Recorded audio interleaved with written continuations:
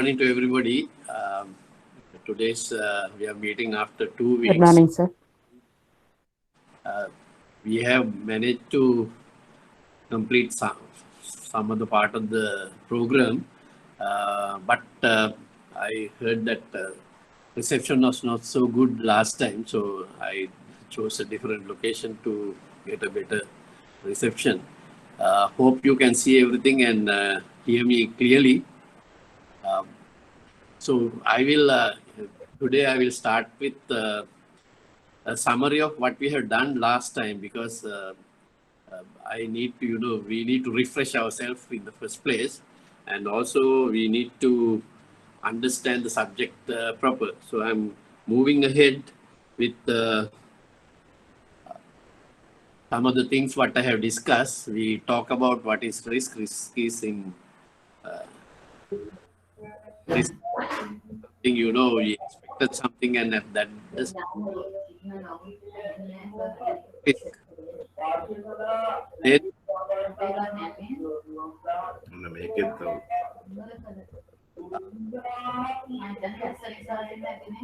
and someone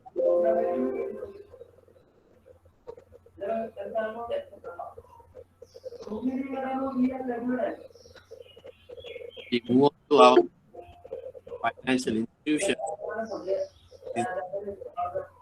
It's related to management.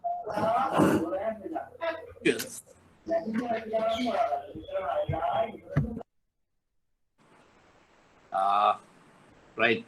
Okay. There was a small disturbance, and we'll move on. I also put these slides to you to display the type of risk a financial institution encounter, and in that I mentioned our four major areas of risk is financial risk, strategic risk, operational risk, and regulatory risk. And in that, the financial risk play a major part because we are all working for financial institution, and this particular program is credit management relating to So voice is not clear, sir. how is now. No, clear, sir. It's okay, sir. Then It's not continuously coming. There's a drop. always is there a vibration or you? Yeah, like vibration. I have put all the equipment in proper place, but we'll see how it goes. If there's a problem, please let us know. Okay. Then we move Yeah, on. sure. We move on to create a balance sheet for a financial institution, and I think you all work with me, and we put a figure of total assets to 100 billion, and then we work out the uh, current assets which consist of cash, investment, and loans and advances. And looking at our prepared balance sheet last time, we took as loans and advances at 69 out of 100, which is a substantial amount because that's how a balance sheet of a financial institution looks like. And loans and advances mean credit. So as per the balance sheet, we came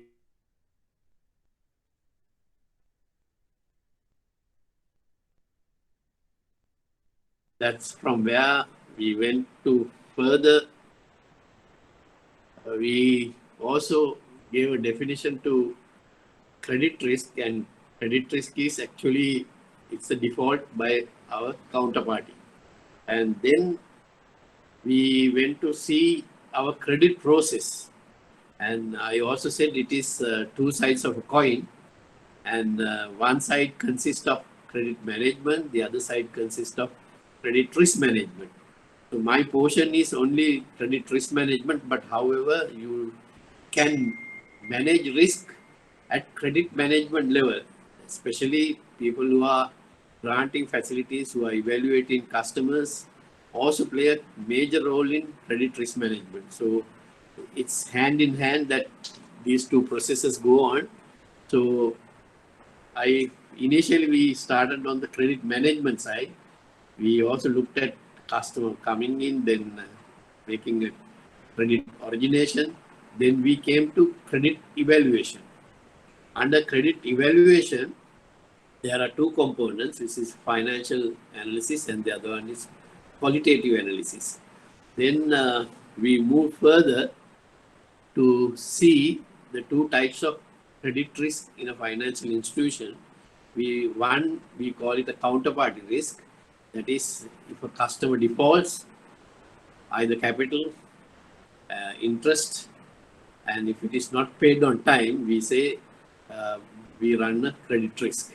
At the same time, if we put all our advances into one category, it can be one industry or one product, then if that product or the industry fails, bank will run into again a position of credit risk. We call that credit risk as a concentration risk. Then from there we move on to look at why customers fail to oblige their commitments, and we also looked at how individuals will default. We looked at how businesses will default, and thereafter we went to see the evaluation. Evaluation, I categorized them into three types of customers. I took individuals or retail credit, and we also tested a methodology of evaluation called credit scoring.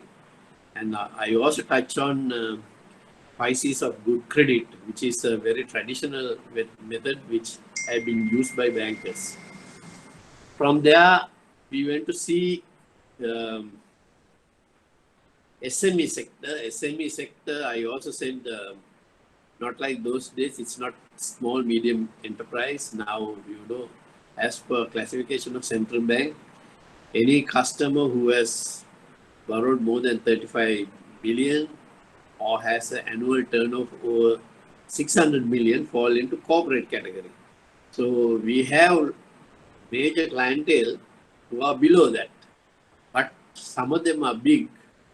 Maybe they have not borrowed 35 million or their annual turnovers are not 600 million, but yet they operate as SMEs as per categorization, but they are business entities. So we call them commercial, and the medium type we call them classic SMEs, and then the mass scale individual businesses are falling into micro businesses. So we showed you the categories what we have. Then we went to see how SMEs been evaluated. I also mentioned it is a difficult part. You use your gut feeling and experience to evaluate a SME because their financials are not audited and cannot be relied on. You may need to actually see whether the financials and the management are working hand in hand to business. We also looked at most of the SMEs come with the collateral to the bank and say, I would like to pledge this and obtain a loan. So you may need to actually not only take the collateral, but you need to take the repayment capacity of the client. Then you can always also evaluate the customer based on his past record, but also you need to see he may have a default, but if he has a good future prospects in his current business, we may also need to consider that. Your client may be, or his company, may be in an industry which we consider as risky, but if your client is well established, despite the industry is not doing well, sometimes we may have to consider that type of SME credit. So to do all that, you need a lot of experience. You need to take decisions based on your gut feelings, and also you need to do a lot of visits and be in constant touch with SME clients in order to evaluate their credit proposal and avoid credit risk. Then we move on to corporate credit, and corporate credit I introduce a approach. We call it four-step model, and we discuss the purposes, how they are going to pay back, and we stop where customers' risks are concerned. But we also went to see the risk. Uh, we looked at what are the type of risks our clients encounter, because if they are subject to risk and if they are suffered from that risk, you can assure you that they will not be able to pay. So we say risk that jeopardize repayment. One is financial risk. Of course, any businesses, they need to manage their finances well. So if they run a lot of risk involving in their finances, they will find it difficult to make their repayments. Then we also will be looking at today macro conditions, the management ownership, and the business risk. These are qualitative aspects. And as we tried our earlier slide, which I say, evaluation consists of financial evaluation and qualitative evaluation. So financial evaluation can be run through looking at their figures, their last 3 years balance sheets, or um, various financial statements produced by your company client. So those will help you to evaluate the soundness of their finances, and also whether they run the risk of financial risk. So since we have probably you may have already done the financial ratio analysis, I also started giving you some additional tips on how do you manage your financial risk. So financial risk could be categorized into liquidity, solvency, how they obtain their funding, what type of instrument they use to fund, whether the company is efficient. Efficient, I mean, is whether they could convert their assets quickly into cash. Then we also looked at interest cover. Are they making cash flow profits well low above interest payments? Then finally, we also touch on the profitability. In this, I have also selected 3 slides which we went through. And first, we went to the liquidity position. We looked at current ratio, and we said in any trading company, current ratio banker would at least like to have 2:1. That means your current assets are double the size of your current liabilities. That means as you turn your current asset into cash, your current liabilities can be serviced without any liquidity problem. So liquidity means company's ability to convert current assets into cash and to meet the current liabilities as and when called due. So you need to understand liquidity also very important area. Customer will not crash. So as a result, we apply current ratio 2:1 for the comfort of the bank. But we have, you also mentioned that we have some business models which they don't need to keep that amount of current ratio. They need because of their business model. We looked at 2 companies. We looked at Dialog. We looked at Argils, which are very prominent corporates, but their business models allow them to maintain less than 1% current ratio, yet they have sufficient cash to meet their liabilities. Quick ratio, we also said if you take current assets less stock and then divide by current liabilities, you get the quick ratio. We also mentioned quick ratio of 1:1 is quite sufficient in the case of a trading company. Then we move on to another important area, solvency. That is, whether your company is bankrupt or it's a running concern, it will be decided by this particular ratio. We also mentioned the banker's view on this is, we call it gearing or leverage or solvency, is that we take the customer's long-term liabilities, divide by the shareholder's equity, then we get our gearing. Now, we also looked at something like on a project finance, if a customer, we don't mind lending him 75%, provided he put 25%. So 3:1 was good enough for a project finance. But nowadays, customers borrow money on a very short term, even for longer term uh, purposes. Therefore, I also said it's better to look at current and long term debts compared to shareholders' equity, because we need to identify how much the customer is contributing.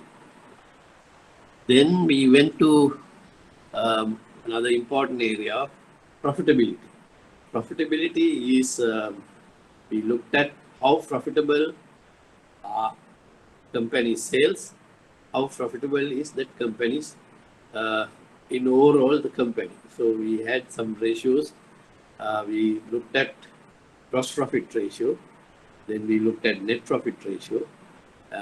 This has to be positive in order to consider them as a going concern, or they must have reserves in the past years to absorb any losses. So we also looked at return on assets.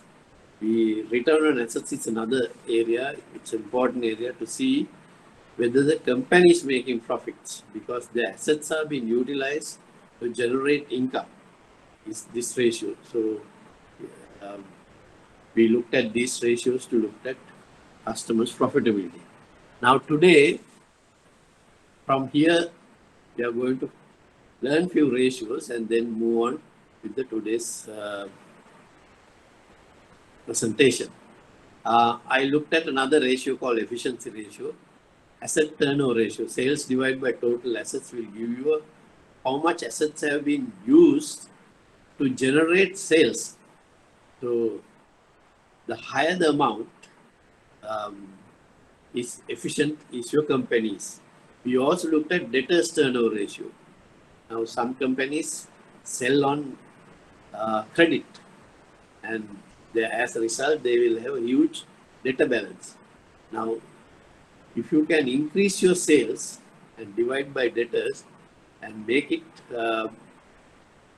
faster, debtors turnover ratio means you can make your debtors into cash as much as faster than you create debtors. That means then it won't affect your liquidity. So debtors turnover ratio is we also consider as a efficient ratio. Inventory turnover ratio, similarly, you should not create unwanted or in excess of stocks in order to run your business. Any excess stock which is being created other than which can be sold in a matter of 30 days is a burden for a company.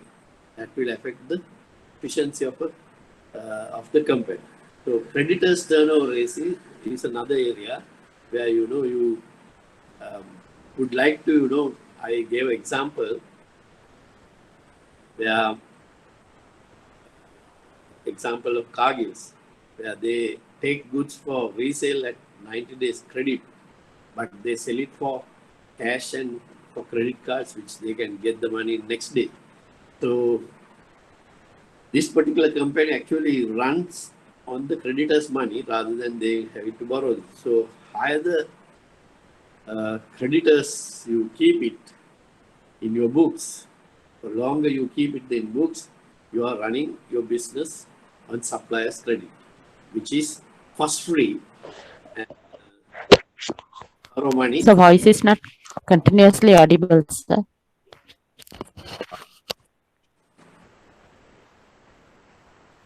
Let me see. Can I go slowly?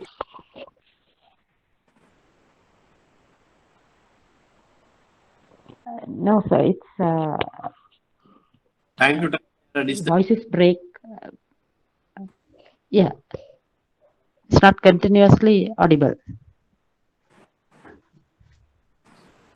That day we had the same problem, so I think I move on to another place where more data and on a fiber line. I think I'm having same problem today also. Anyway, we will continue and we'll do a sum up at the end to see what you have missed. Otherwise, we may not be able to continue. So please bear with me on those areas where you sometimes you may not be able to hear. Uh, how is it now? Any comments about Now it's okay, sir. so Now okay. efficiency ratio means if you have a cycle, you start a business with your own input of cash. Then if you move on the clockwise, next thing is use that money to buy raw materials. So use part of your money to buy raw materials. Some of the raw materials could come by way of credit, which is we call it creditors turnover. So in this cycle, the first junction is to buying raw materials. It can be done on credit or you can use your cash. If you have done the whole purchase of raw materials through credit, you don't have to use your cash, so there is no cash outlay. Then there we call it, the next step is work in progress. You use these raw materials to convert into items which can be sold, and or we call it finished goods. So faster you can turn your raw materials, that means quicker you turn your raw materials into finished goods, will add up to the efficiency. Next junction is those finished goods need to be sold, and you can sell either for cash or you can sell for credit. If you sell for credit, you will accumulate debtors. So where Cargill's is concerned, they are not giving credit to customers, though they accept credit cards, which they will collect the money very next day from the banks. So they are selling for cash. So this cycle is very fast. That's why the company, I would say their business model allow them to have very high efficiency in financial management. So similarly, any business which can create that kind of a module will have a very big impact on their profitability, because they don't have financial cost. They may no need to borrow money from banks or any financial institution. So efficiency ratio is also another risk factor for a company. So nowadays companies adapt this particular system not to stock up inventory, not to give much credit to customers. They will create or like to create models which they can get money and sell their goods. Now, Dialog does that. So, Dialog also a very efficient company, which they introduce this prepaid service cards. So, they will collect their money first, even before they provide the service. So, efficiency also area which we need to look into the customer's risk factor, because if a customer is very efficient in his financial management, we are sure of getting our repayment of our loans what you have granted. So looking at those ratios will allow us to see the type of risk the customers take in their financial affairs. So if it is highly profitable, if they have very high efficiency ratios, and if this customer has a good liquidity ratio and he's solvent, then we are sure that customer has a good repayment capacity. That's how we evaluate. Financial evaluation is done. Now we move on to another area. This particular this is a computerized method where you can do the financial analysis. Now Moody's is a credit rating agency. It's a world famous credit agency, which they thought a lot of financial institutions waste time in trying to get customer financial statements, put them into various credit officers to do the analysis. So they came up with a particular program which you can feed in 3 years of balance sheet items into this particular program, and they call it KMB Riskal, and what they do is they also do the same thing, but we have been doing it. They looked at profitability ratios.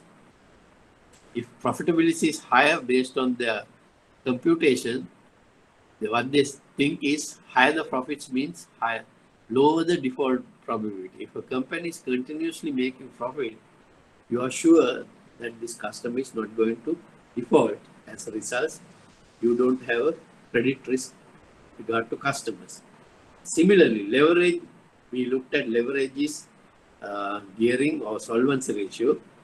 Higher the leverage, that means if customer is putting much more stake than we generally expect. Now say we looked at on a project finance, bank can put 75% and customer brings 25%.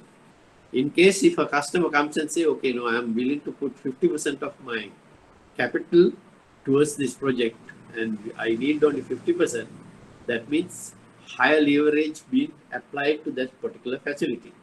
So higher leverage means probability of default is low because customer doesn't want to lose his 50% and he will work on very well on the project, and bank also will be monitoring their 50%. So higher leverage is higher the profitability. So if a customer is putting more money, it will be lower leverage.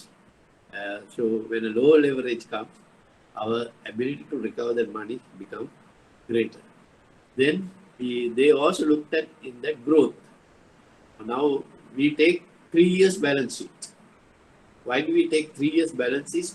For comparison purposes of whether this balance sheet is growing. How do we look at balance sheet growing is we can look at his P&L account and see whether sales are increasing. If a customer sales are increasing, that means there is a growth. If it is declining, then there will be a problem. Either it is due to competition or customer's product is being competed by others, or customer doesn't have the capacity to attract more clients. That means then the risk of this counterparty is higher. Assets also indicate growing default. If assets have been getting lowered compared to the previous year, that means he has liquidated some of his assets in order to fund the business. And that means his assets become lower. When assets become lower means his ability to have capital for the company also become lower. As a result, the leverage will increase. All that will means that default risk is high. Activity ratio is the efficiency ratio. So if you have bad debts or you have stale inventory, these activity ratios become a problem. And also another looked at is production problems. If customer has strikes in the company, or if the mechanism what he use or the machinery which is being outdated, then he will have production problems. Those will also create difficulty in managing the business efficiently, and as a result, he will have higher risk. Size of sales and total assets also a factor which will determine the default, because if you have very high sales and if you have a very large asset base, these particular companies will have the capacity always to repay their loans. So this particular model it's been practiced by some of the banks. They put their balance sheet and looked at, rather than manually calculating issues, they can use this particular system in order to get the financial analysis done. Now, financial analysis is not sufficient to determine the repayment capacity, because I said evaluation include financial evaluation and qualitative evaluation. Now we are going to look at qualitative evaluation. In that, business risk. I think you may have studied various business models, um, strategies of different companies. Uh, we need to understand business well before we uh, part away with our money. So we need to understand the business model. Now, say we looked at Target's business model, they don't need money from the bank. They can use the suppliers money. So those business models are very good. Now we looked at another factor called competitive advantage. In this business world, we have a huge competition, including banks we are having competition. That's why we have huge marketing um, just to compete with our competitors. Similarly, especially companies which are selling, manufacturing and selling consumer items, fast moving consumer goods, they have huge competition. So they always book advertising space in televisions to not to lose that competitive advantage. Actually, there's a theory on this called Michael Porter's competitive advantage theory. Um, Probably you may have heard of this, where uh, to take a company into a situation, business environment, a company has always rivals within the uh, that competitive environment. We'll take, for example, in biscuit industry in Sri Lanka, um, Manchi and Melbourne are always at loggerheads because they think one must, they are the other party is the rival and they must do better than that. So they do various things. They bring new products, they bring various new advertisements to attract people. So different strategies have been used within this rivalry. But apart from that, to make competitive advantage, those strategies are also not enough. You also need to look into the environment to see what other threats you will have. Now, those threats come from various other parties, like new businesses coming into the scene. Now, where since of late, Cargill's moving to, they went and acquired the brand called Kist. And they also start manufacturing biscuits. And those biscuits have been sold in their own supermarket outlets. And that has become a threat for Manchi and Melbourne. So it's a new product which is coming into the market. Then you also can say substitute. People may think various substitutes can be taken for biscuits. We'll take, for example, some companies now produce these potato chips. Potato chips also a very crunchy item. Sometimes you use instead of eating biscuits. So those also become a substitute, which has been it's a threat to main biscuit industry. Then they also need to look at their customers and they also need to their suppliers. Suppliers means those who provide raw materials to do their business, manufacture their thing. And they also need to look at their customers who take advantage of the products of these particular companies. So these things are important for a banker to know when you decide a facility for a customer, to see what kind of competitive advantage your customer has. If he has a good business model, he can compete in this business environment. And the other factor is unique selling proposition. Now, unique selling, USP is another thing. They must have something better than his competitors. Now, we'll take the banking industry. If someone asks you, what is your bank's USP? You should be able to answer this question because you always value your bank as better than the competitor bank. But if you are unable to reply to this, what is your unique selling proposition, then you are no better than your competitor. So Similarly, in any other businesses also, they have a unique selling proposition, or they call it unique means something only limited to you, which your competitor doesn't have. And proposition is the idea.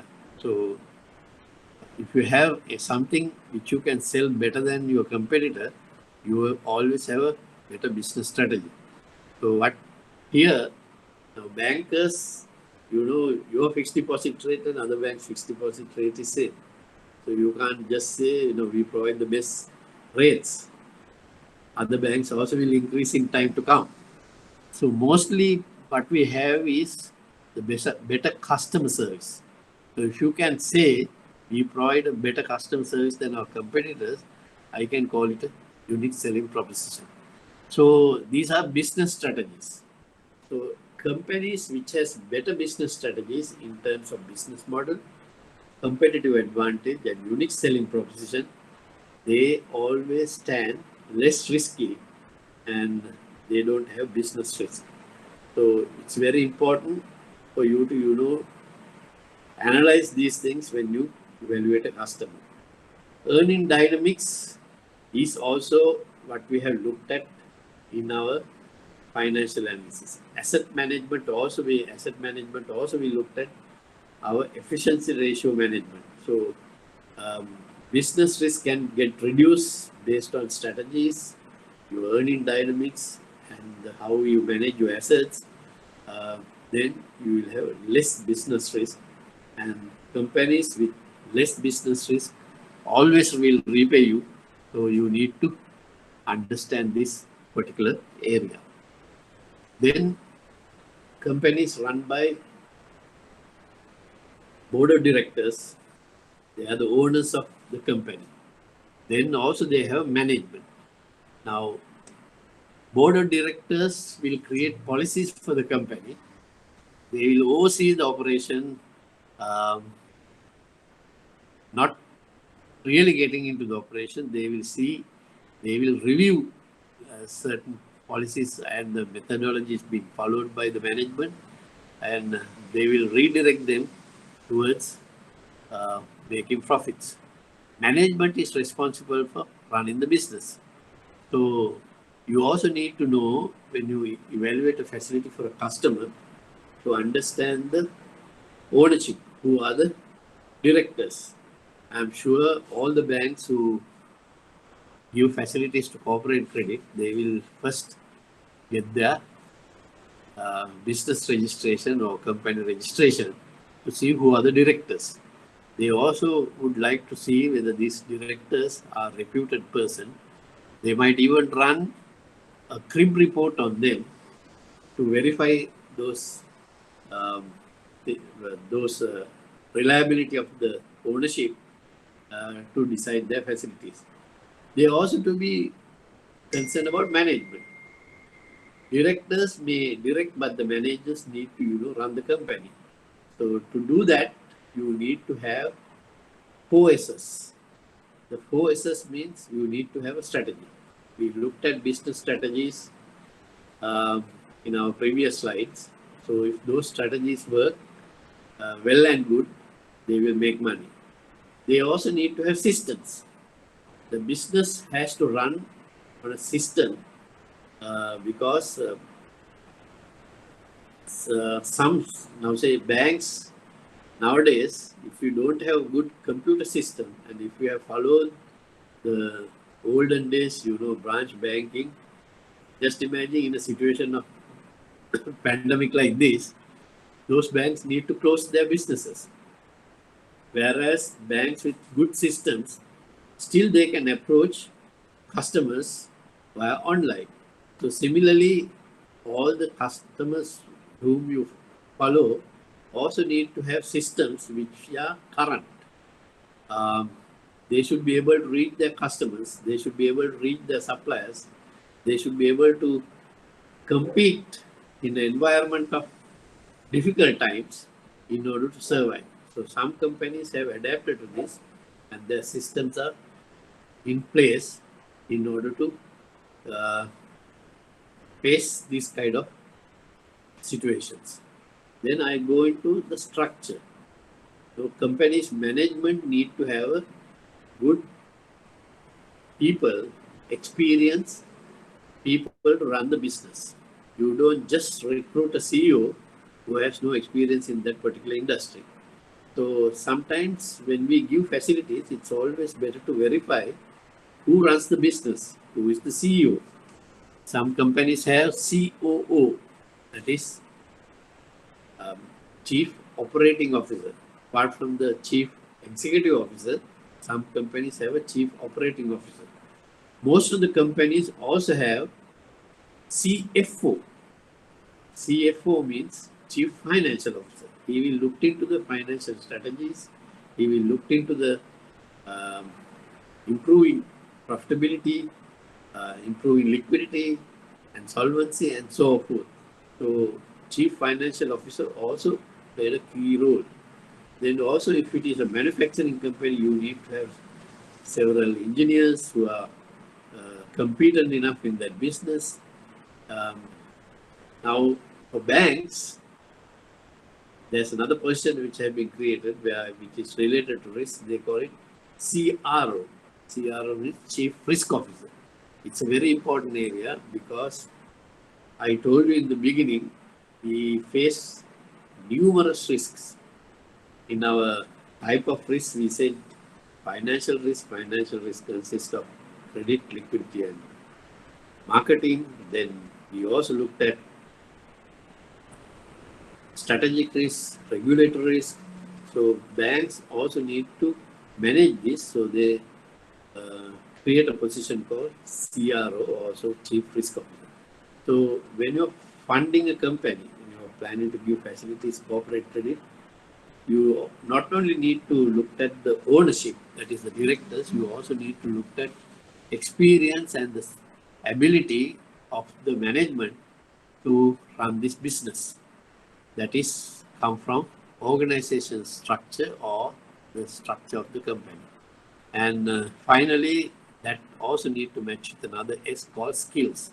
So not only you ask for the organization skills, you need to look into their particular experience and qualification to see whether they match their skills to the job in hand.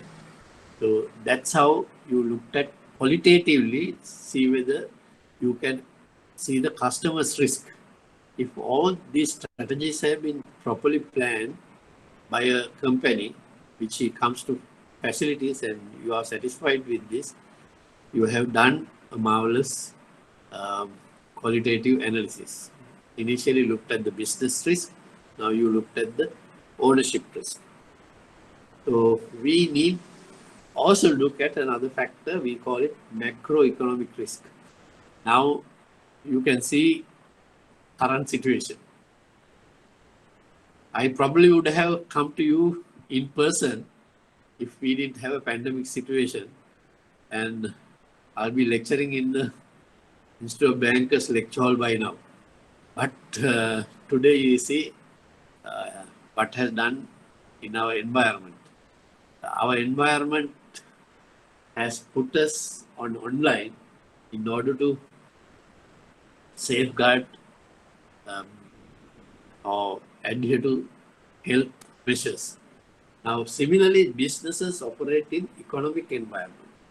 Now, this economic environment is very competitive and there are so many risks. First one is the market risk. Your commodity prices, your interest rate, what you pay, exchange rates, what you apply for your imports, also will affect your ability to repay your bank loans. So if a company is subject to market risk, that means commodities what he buy overseas now, which has suddenly gone up in price, what happened? He may have to jack up the prices locally. When you jack up the prices locally, your sales are going to drop. Fortunately, in Sri Lanka now the interest rates are managed by the central bank with their standard rates applying 4.5 and 5.5 base rates. So interest rates are very good for businesses nowadays because with that particular interest rate, they can always survive. But on the other hand, we have a problem of exchange. We don't have sufficient foreign exchange to do various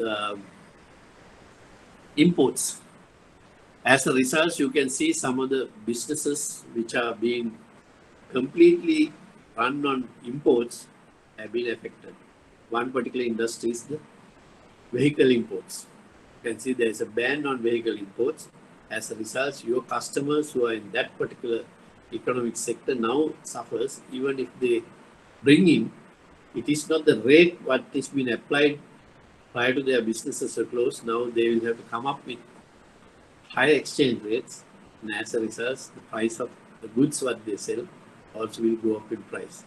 So borrowers' ability will depend on the market risk they face. We also looked at liquid risk. We do a calculation. In this calculation, we said current ratio and liquid ratio in our thing. Any customer who depends on credit, they may need to get money as and when they want. But in the market, if there's a liquidity problem in the banking circles, there will be restrictions by the banks to fund such businesses because they also feel the liquidity crunch. So those businesses also become risky for the banks. Strategic risk, I also looked at competitiveness. We said business model, competitive advantage, and also we looked at unique selling proposition. Those are strategic risks. Finally, we come to very important areas called environmental risk. You can see most of the businesses now, they say main factor of their existence, not only profit. They have to look into social aspects called being green in their business. So if they are producing more carbon dioxide into the area, they need to manage that. So they need to be social, they need to be people friendly, and they also address a lot of health issues in order to survive in the business. Similarly, the political pressure. So when your certain businesses, will definitely subject to political issues because time to time political decisions may go against your business. So those businesses are risky, and if you have lent money to the prepayment, will be not forthcoming. As a result, you will have a credit risk. Legal and regulatory. This was another area which customers will have problems of repayment. Certain businesses need licenses. Most of the businesses pay taxes, and they also need to have public trust. So if the licensing requirement gets stringent, and if they have to pay higher values, higher amounts to renew their licenses, then most of their revenue will go into that. If their tax rates have been increased, these customers will also find it difficult to repay their loans. So as a result, legal and regulatory also important area in our qualitative analysis. So when you fund a company, you need to evaluate both financial evaluations. Also, you need to do qualitative evaluation. Qualitative evaluation include macroeconomic risk, business risk, and also management and ownership risk. So these are the three areas which bankers will thoroughly analyze, not only the balance sheet and profit and loss and other financial statements, they also need to look into areas of qualitative aspects which you cannot mention in figures. So once you do that, you are in a position to prepare. Before I go into that, uh, once you analyze this evaluation, what you do is bankers do, they prepare credit appraisal form. Now, if a customer comes for a facility, you at the loan origination level, you collect all the information. Then you go into the credit evaluation level, you do their financial analysis, you do their qualitative analysis. All that information, what you have gathered, they will enable you to prepare a paper. Because if a customer asks for a facility, it need to be approved. And this approval need to be put on black and white. You need to put it on writing, a paper called credit appraisal form. Now this credit appraisal form, if you looked at, if you remember my credit process, at this rate, once you prepare the credit appraisal form, especially large facilities, one copy will go to the credit risk management unit. One copy will go to your credit approval unit. Now, credit approval also, you need to understand where, small facilities, if you are working in a branch, your branch manager can approve it. If the facility gets big, sometimes it may need to, put your regional office, your regional manager will approve. In case if regional manager also doesn't have authority to approve, then he will refer to the head of credit in the head office. Then head of credit will refer to internal credit committee or the CEO. Finally, if the facilities are bigger, much bigger than the authorities of all those whom I mentioned, they might even get to the board. So that is how your credit process get approved in the business line. Now, one copy of this appraisal form will go into credit risk management. They also will look at what you have written there. They will verify how you have done your financial analysis. They will verify how you have done your qualitative analysis. Based on that, they also carry out few other checks. And if those are in order, they also will approve this facility. So since 2007, Central Bank of Sri Lanka would request or directed the banks to have joint approval, one from the credit management side and one from the credit risk management side in all their large facilities. So before we go into credit risk management, now I will move on to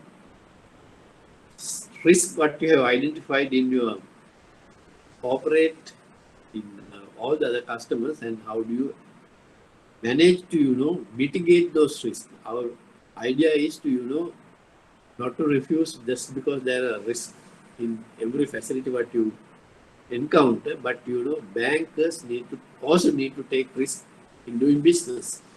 So we will see to minimize the counterparty risk. That means we will adapt a system. If a customer is high risk, we will avoid that risk. But if a customer can face those risks and overcome with their strategies, then we don't mind lending to those clients. So we will see some of the mitigation techniques used by banks. Now, risk can be mitigated through covenants, collateral, and price. Now, you must be wondering what are these three words. Collateral, of course, you understand. Price is the factor, the interest you charge. So, the first one is also very important. We call it a covenant. Covenant, I have written what it means. It's a pledge or promise between two parties. Performance under contract. It can be a financial or non-financial covenant. Now, between two parties, who are the two parties? The banker and the customer. Now, I'll take a small example. we'll take a retail facility. Retail facility, what I should say, we'll take a bank himself taking a facility from his own bank. That means, I'm sure those who are listening to me, they are bankers, they like to, enjoy facilities because bank facilities to their staff come at a very, very concessional interest rates. So most of you all may have borrowed money from the bank for various purposes. It can be for purchase of a vehicle, purchase of a house and property. So we'll take, for example, housing loan. I know most of the bankers will enjoy housing loans at a very concessional rate. It has to be less than 4%. So that's the advantage bankers have. But you don't know, you sign a document when you take this facility. That documents, I think your customers who take facilities also sign this. You may have heard a letter called offer letter. So when you get a facility from your banker, from your employer, not only this offer letter will be issued to customer, but they also will issue to you. And I'm sure most of you all blindly sign this letter because you can trust your employer. You don't need to thoroughly read this. In this, generally it is mentioned is that you have borrowed money and you have to repay. But apart from that, there are other things. It's written there, which is binding on you. Those are contracts. Contract means two parties coming to agreement. And that agreement, if you have taken a loan, if you peruse your document of offer letter and see, there is a clause called you undertake to maintain the house in good order or good state of repairs. It is in real words, but it's mentioned in that letter will be in good state of repairs. Sometimes it go on to mention that you need to take fire and burglary insurance every year. Now these are kind of a promise what you give to your banker. Your banker is your employee. And when you sign that offer letter, you give that promise. So if you have promised your customer, your employer or the financier that you are going to keep your house in good repair state, that means you need to maintain your house. You can't remove doors and you can't remove valuable items from what you have purchased the house and resell it. You cannot dig your land and sell your sand. So you are under contract. That kind of a contract is called covenant.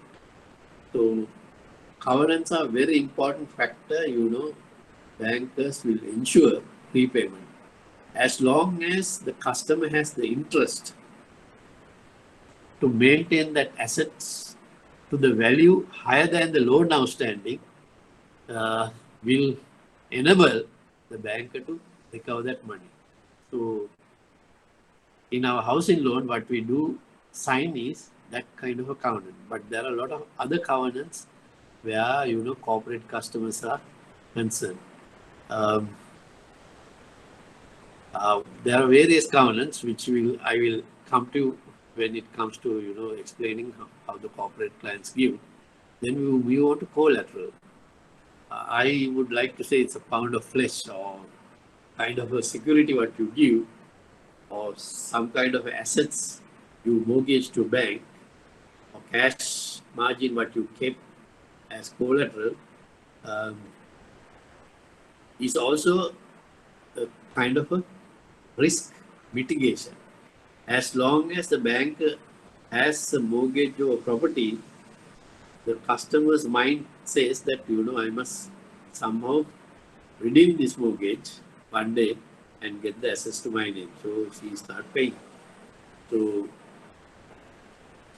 or if you get a guarantee from a third party saying that you have allocated a guarantee, so you have obligation to the guarantor not to put him in trouble, but then you start paying it. Similarly, your clients will do that. if they have kept cash deposits against loan, they will somehow repay it, because one day banker, when they take cash deposit, they also take another letter called letter of set off. So if repayments are not coming through, what will happen is your deposits will get withdrawn and they will absorb against the loan. So collateral will give a very good advantage or a mitigation factor for a banker. But collateral alone will not help, because if customer doesn't have repayment, your only methodology is to apply the collateral to recover. Now, when you have a mortgage, it's not that easy to apply that, because there will be a lot of legal process involved. And when you have this legal process, bankers have a lot of cost involved, going to courts, fighting the case, sometimes not getting the interest in the meantime. So you run the risk of credit. So always better for a banker to see that customer has a proper repayment capacity, despite he has a collateral to offer. Collateral will stand as a risk mitigation, but not a guarantee against repayment. Then we also looked at another factor, a mitigation factor called price. Now, every loan has a risk, because you have part the money to your counterparty or customer. Customer runs the risk of various things. If you're a businessman, if he has taken money, his business can fail. He'll be in a very competitive environment. Those will affect his business. So business failures are imminent because of the type of risk they face. Even if you give it to an individual, he may lose his employment, his proper earnings will diminish, he can get sick. Those things will jeopardize repayment. So what the bankers use is, we use covenant, we use collateral. Apart from that, you have another weapon to mitigate this. How they do is, in simple terms, if the risks are higher, you charge the bugger more. In other words, if a customer's risk is high, it's better to recover that money faster, or recover your interest with a high margin. So I will take an example. See, you have a credit card, housing loan from the bank. Just see your offer letter, what are the interest rates applied. If your credit card minimum balance is not paid, probably you will be paying 14 or 15% interest. You have a housing loan. If you see your offer letter, housing loans carries 3% or 4%. Why this difference? It is the risk factor, because credit card is a high risk product for a bank, and repayment is, you need to contact customers, all those recovery methods you may use in case if there's a default, and which is come. Also, there's mostly credit cards are issued without a collateral, so they are clean, and clean facilities carry high risk. To mitigate that, you can charge the customer more. So initial period of enjoying this particular product, customer, if he get into non-payment, he will be charged very high interest rates. And if you have recovered over a period that high interest rates, even at a later stage, if you risk certain capital, bankers will have covered most of their cost. So price also play a major risk mitigation factor in mitigating risk of repayment by a client. So remember, covenant, collateral, price are risk mitigation methods what you have against non-payment. Type of covenants, I explained you one already with your housing loan. I move on to a corporate client. Now we looked at certain ratios. You remember, I'll take one ratio, solvency ratio. If you are providing a customer a project finance, initially you will agree that always bank will finance 75% and customer will bring 25%.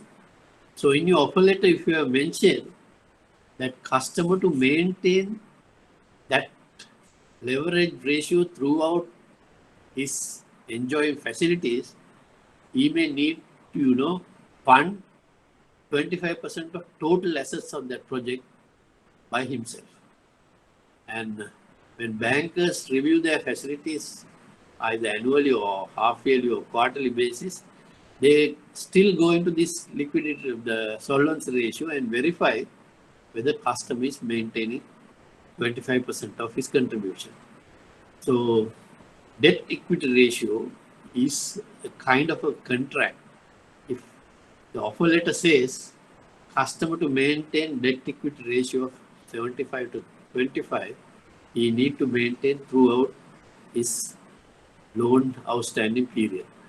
And if he doesn't maintain that, then what happens is he's breaking a covenant. Breaking a covenant means bank has the right to recall this facility because bank will run the risk, because your offer letter is based on that a kind of risk mitigation you have took is to ask the customer to maintain debt equity ratio of 75 to 30%. So in a corporate client, you can apply that kind of a financial ratio to mitigate your risk. There will be non-financial covenants also. One I explained to you, maintain the premises in good state of repair. Similarly, banks take mortgage or properties when we give facilities to corporate clients. You can even mention in your offer letter that particular covenant to maintain those assets which have been mortgaged in good state of repairs and have them insured all the time, so that in case of a fire occurred, that insurance company will pay for the damages. So those are good covenants for banker to have as risk mitigation practice. You go into further, the collateral can be security vested in the creditor. That means customer has a property, he mortgage to banker, and that becomes security. Now, at this point, I will ask question. You can use the chat and do me a reply. So when I stop for a break, I can look into those your chats. I don't need a correct answer, but I'm asking this question for your knowledge. Here I have mentioned collateral as a subject, and my first word is a security in the presentation. Now, can you tell what is the difference between a collateral and a security? You see, if anyone who is in the credit department, you can ask this question. Sometimes you ask customers, can you provide a security? Or you also ask, can you provide any collateral? Now, sometimes you think both are same. Actually, there is a difference. If anyone can tell me what is the difference between security and a collateral in your chat, it will enhance our knowledge. So you can chat to me, use the chat and reply to this answer. When I come back after the break, I'll tell you the answer based on what you have mentioned. So it's another small exercise for you to get involved in this presentation, because otherwise only I am talking and you are only listening. Sometimes it's better that we work together to have a better understanding.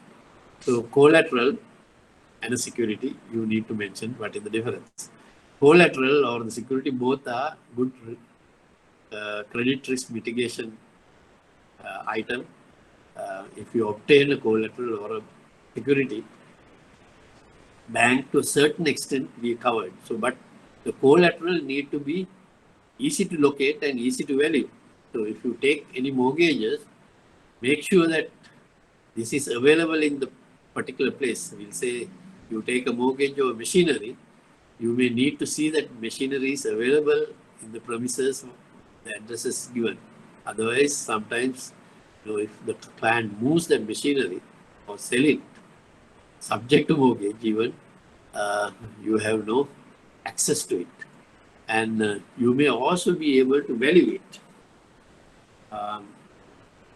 We generally, when we fund properties or land and buildings, we take an official valuation and we give a certain percentage. So, collateral need to be valued by a professional, authorized valuer by the bank. Educate margins and steadily increasing value. Now, when you take properties, you don't give 100% value of market value of that property. You keep a small margin because in case prices fluctuate, if prices drop, you may still be able to recover your money. Easy to realize, that means easy to sell. Pricing advantage is, I have already explained, pricing advantage will give you to recover your money on risky businesses like credit cards upfront, so that over the period, even if we default, you have recovered some of interest in advance, interest for what he has taken at high rate, so you get compensated. So you can read this for your good pricing will never compensate for a bad credit decision. So in case if you are trying to charge the customer more for the high risk customer, but if it is a bad decision, I'm sure you will going to lose. Pricing requires skill and judgment together with good negotiation skill. Especially this is valid for customers of corporate clients. They can shop around. I told you there are so many banking outlets. We are in a very competitive banking environment. Customers have the ability to shop around and select their own bank. And when they select a bank for facilities, they select a bank which offer the lowest interest rates because they don't want to have a high financial cost. So you need to apply your judgment in deciding what price you are going to charge. That price can be determined on your various factors. We use interest rate being applied based on the rate sheet what your head office has given. Apart from that, this head office prepare this statement or the list of interest rates for different products based on proper analysis. They look at the cost of funds for the bank. They also will look at prime AWPLR, if you may have heard this word, AWPLR, average weighted prime lending rate, because every Wednesday bankers provide to the central bank the best rate what they give to their most preferential clients, prime lending rate, and central bank will take from all banks and they average it out and they publish AWPLR or average weighted prime lending rate of newspapers for the knowledge of customers to see what is the best rate available in banks. You may not agree to give that rate, but that's a guideline about the market rate applicable to very prime clients. So you also need to look into how you price a customer, because if a corporate clients, if you give this higher rate, they may not be with you. You may be able to negotiate this rate to your advantage by pointing out these risks are available. In order to mitigate those risks, we need to price you a little higher. and you may need to convince the client pay that because of the risk he's undergoing. So now this is the last slide on our risk management, the credit management side, because now we looked at credit evaluation. We looked at financial evaluation, and we looked at qualitative evaluation. Now, if your evaluations are good, you may prepare a credit appraisal form for approval. But you also will come out certain facilities required by clients are kind of a specialized nature, especially if you have customers of importers and exporters. Their type of facilities require different skill to evaluate. I call them specialized credit, or they call it trade finance, and because you need to understand the methodology involved in their trade and international laws governing that kind of foreign trade. So to have a little bit knowledge on this, I will take a small example. You can take a piece of paper, you can write on that piece of paper on the left side, you have a customer A, and you take a piece of paper and you say you have a half sheet, you write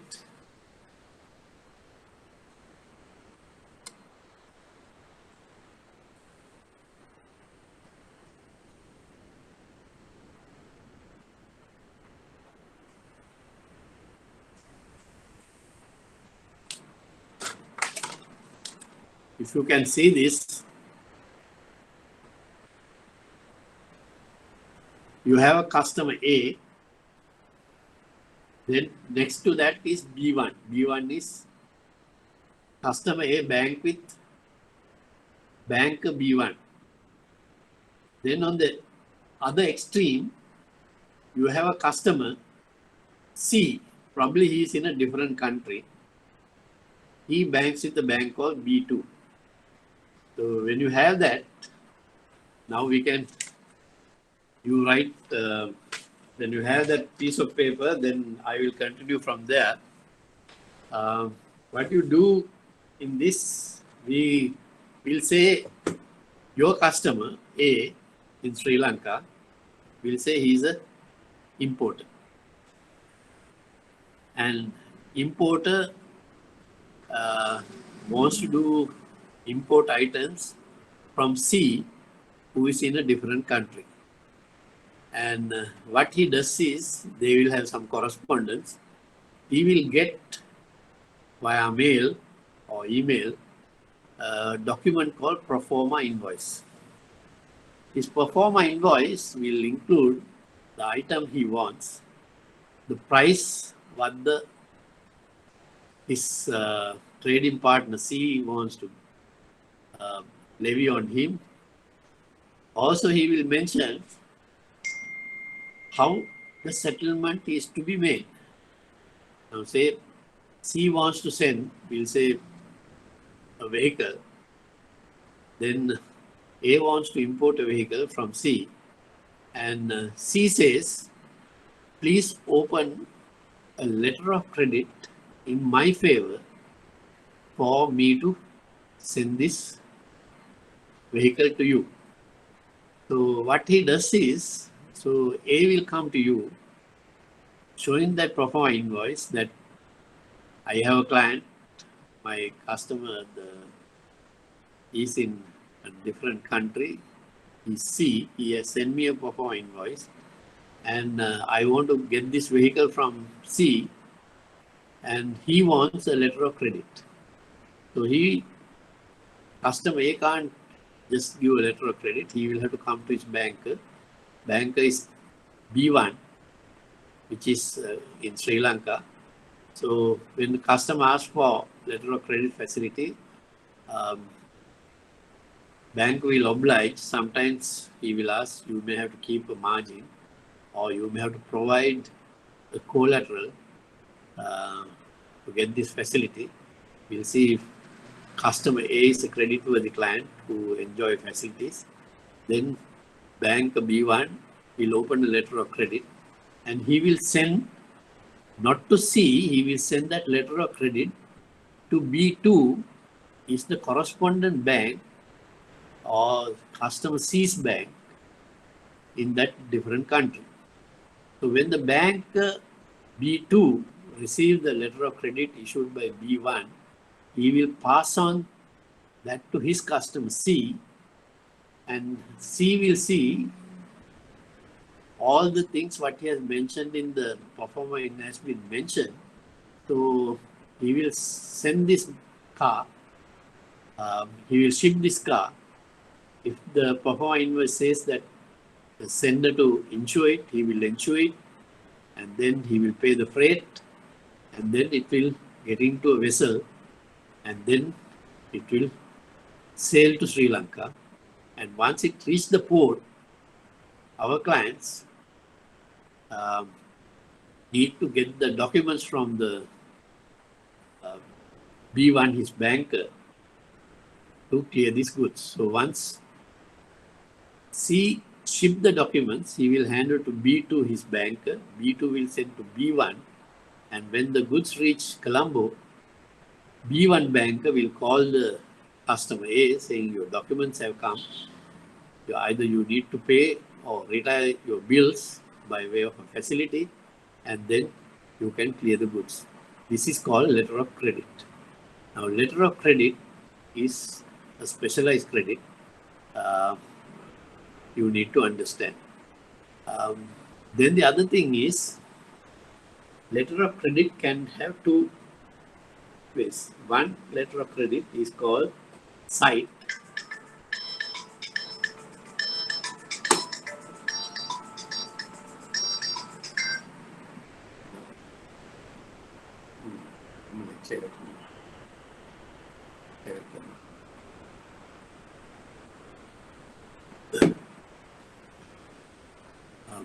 So we are talking about letter of credit side.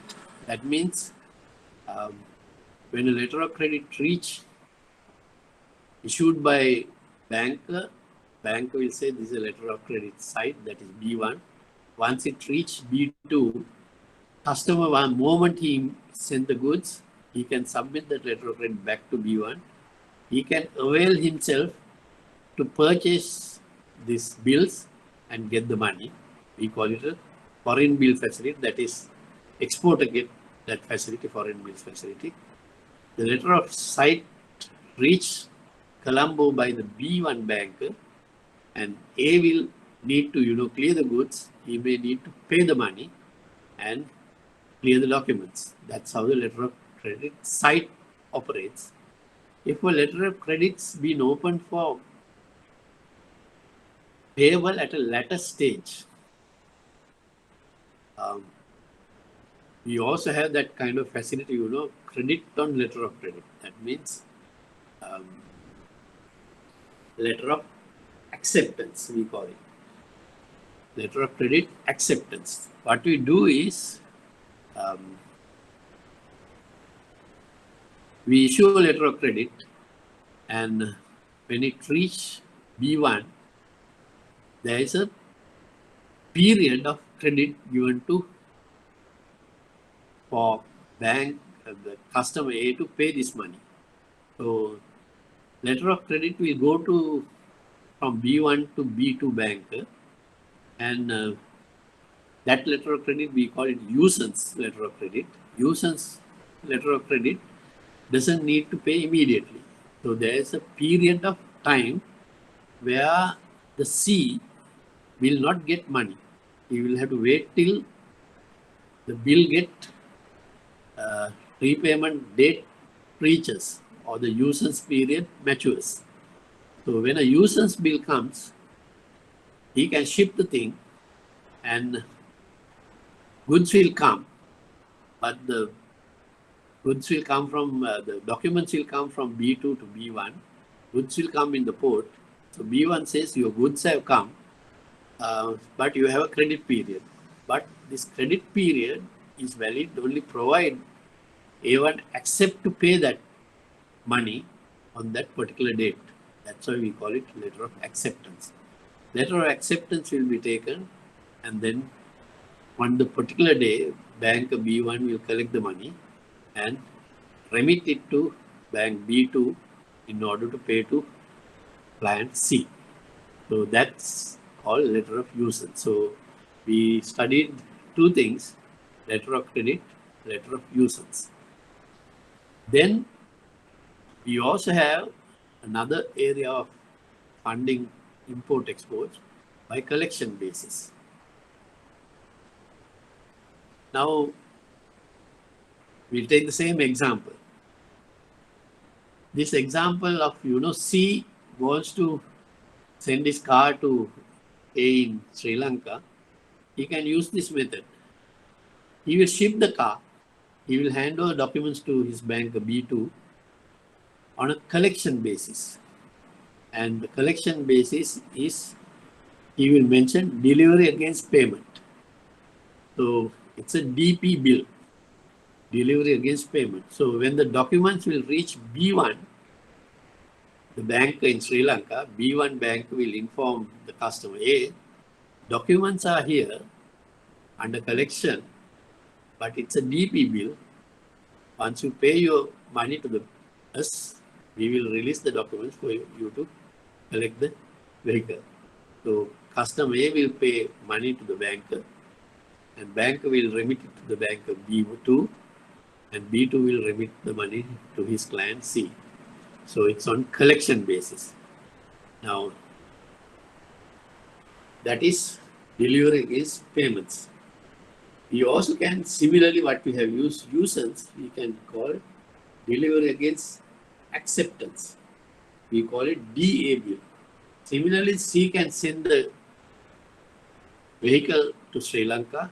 He will hand over documents to his client B2, the bank B2, which has a payment date, not on the date the customer accepts the documents, but there is a period allowed him to pay it.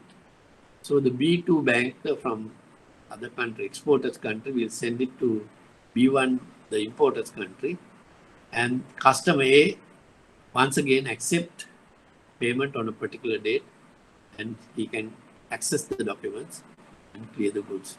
So that's another way of looking at on collection basis. So we looked at letter of credit, we looked at letter of usance, we looked at delivery against payment on a collection basis, we look at delivery against acceptance. We also have other methods. The importer will be asked to pay in advance. Now say C says, no, without getting money into my country and to my account, I will not send the goods. So if A is in a position to send money, he will go to the bank and produce those documents, and bank will make a remittance, and remittance will reach his banker B2. B2 will allow the customer to withdraw it. Then once he take the money, C will send the goods to the importer using the same line. So the money has already gone.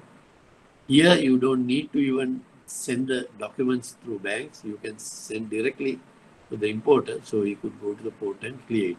So that is advance payment. Then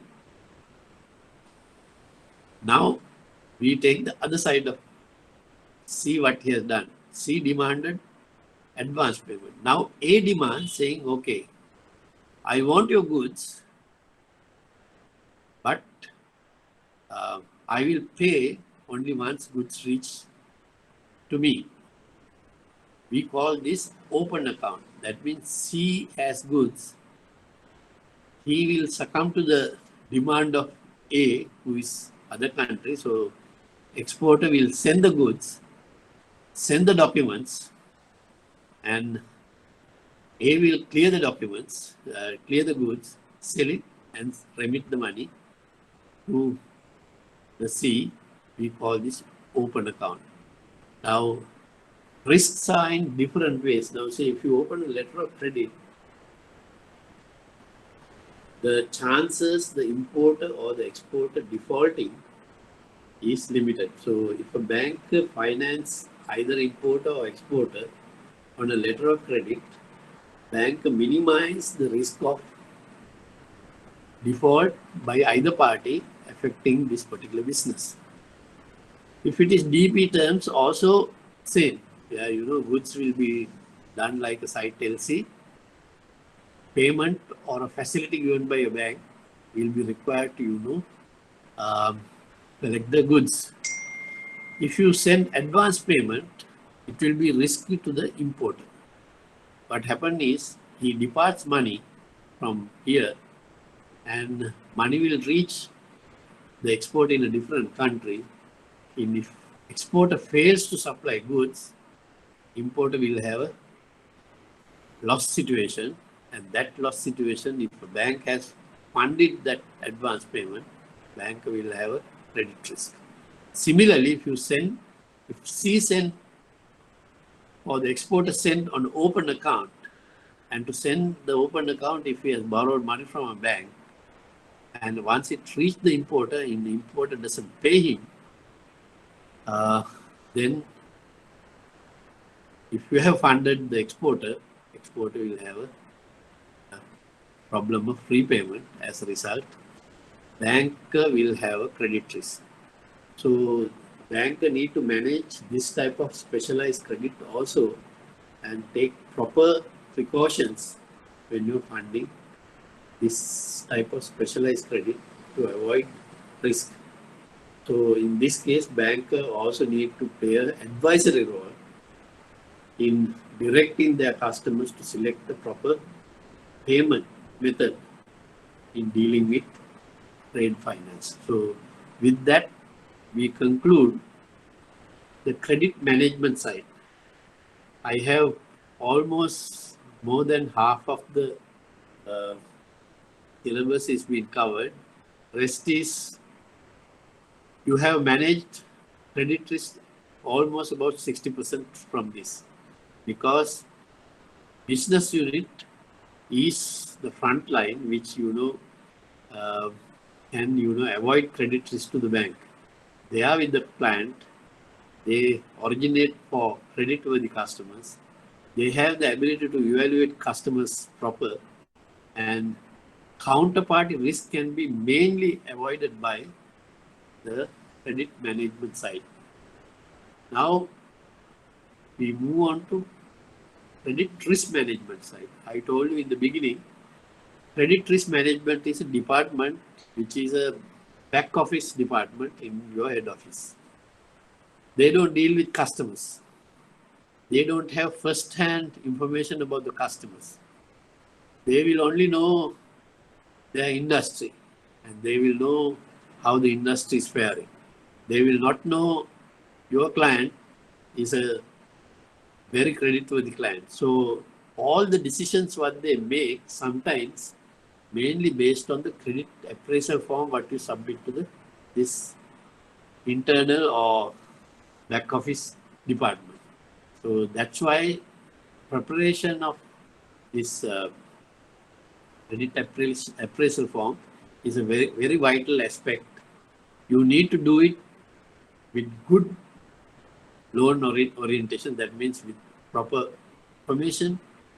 Then you need to do a proper evaluation, that is financial evaluation and qualitative evaluation before you prepare this credit appraisal form. You need to include everything what you find out about this customer in this appraisal form. You need to do his financial analysis, you need to mention his ratios, you need to mention his competitors, you need to understand his business, who are the directors, whether the management has the capability, all that you have to, write in this appraisal form. And this appraisal form now will reach credit risk department for them to do some analysis. So now we are moving to credit risk management side of the credit process, what I have mentioned. Credit risk management is very simple. Credit risk management, if I have to give you a definition, or risk management, I'll give you a definition, has different parts. What you do is, first you need to identify the risk. Now, so we put this identification. If you want to manage risk properly, you need to identify the risk. That's why we went through in our business evaluations, we try to identify the customer's risk by loan origination. That is, we collect all the information about the customer. We run the CRIB report, we do a financial analysis to see whether it's profitable. So all that is being done to identify, and those methods what we use, the ratio analysis, are measurements. So credit evaluation or credit rating or credit modules what we apply is to measure how risky is this client. All the ratios what we obtain, the profitability, are quantifiable method of seeing how risky is this customer. So the next step in risk management is measurement. Now on credit management, first you said customer comes in, you do the loan origination. That is called business development. Then you pass this proposal to evaluation to a financial analysis and qualitative analysis. That we call evaluation. In risk management, the equivalent of business development is identification. You need to know who are these clients. The information what you have got is whether those are credible. Then you do evaluation, which is equal to your measurement. So risk, we say, unless you identify the risk and you measure, you cannot manage risk. So these two are very important things for you to take a decision. Now, when you do on the credit management side, you do an evaluation. Thereafter, you prepare a credit appraisal form. Appraisal form goes to approving authority. It will either get approved or it get declined, right? So that is, in risk management, we call this respond. Respond is to either approve or decline, or in other words, either accept the risk or to avoid the risk. So these two management modules go hand in hand, but with two different explanations. So your business development done by your business unit is kind of identification. Evaluation done is measurement. Your approval at the business unit is, we call it respond. Now, if respond, when you accept, that means bank has accept the risk. Especially when you approve on your business development, you have committed to the client to give the money to you. So your response, if it is accepted, you partner with your money, especially in credit risk. Avoid means you send the customer a note saying that your facilities have been declined these two various reasons. So your relationship ends there. Once you approve this facility, it will go to the credit administrative unit. They take collateral and they will prepare all the documents what is needed to be signed, prepare the offer letter, and funds are being mortgage are executed, funds have been released. Now, once all that is being done on the credit risk management side, what they do is they don't have this kind of an administrative task. What they do is every 3 months, they take all the facilities that have been granted and see another analysis or review of those industries or whether the customers have been paid in a situation called monitoring. So business unit run the facilities and they also need to monitor because they need to monitor repayment. Similarly, all approved facilities are being monitored because central bank requirement is of large facilities what the bank has done. Risk management need to monitor at least 35% of those facilities in a year.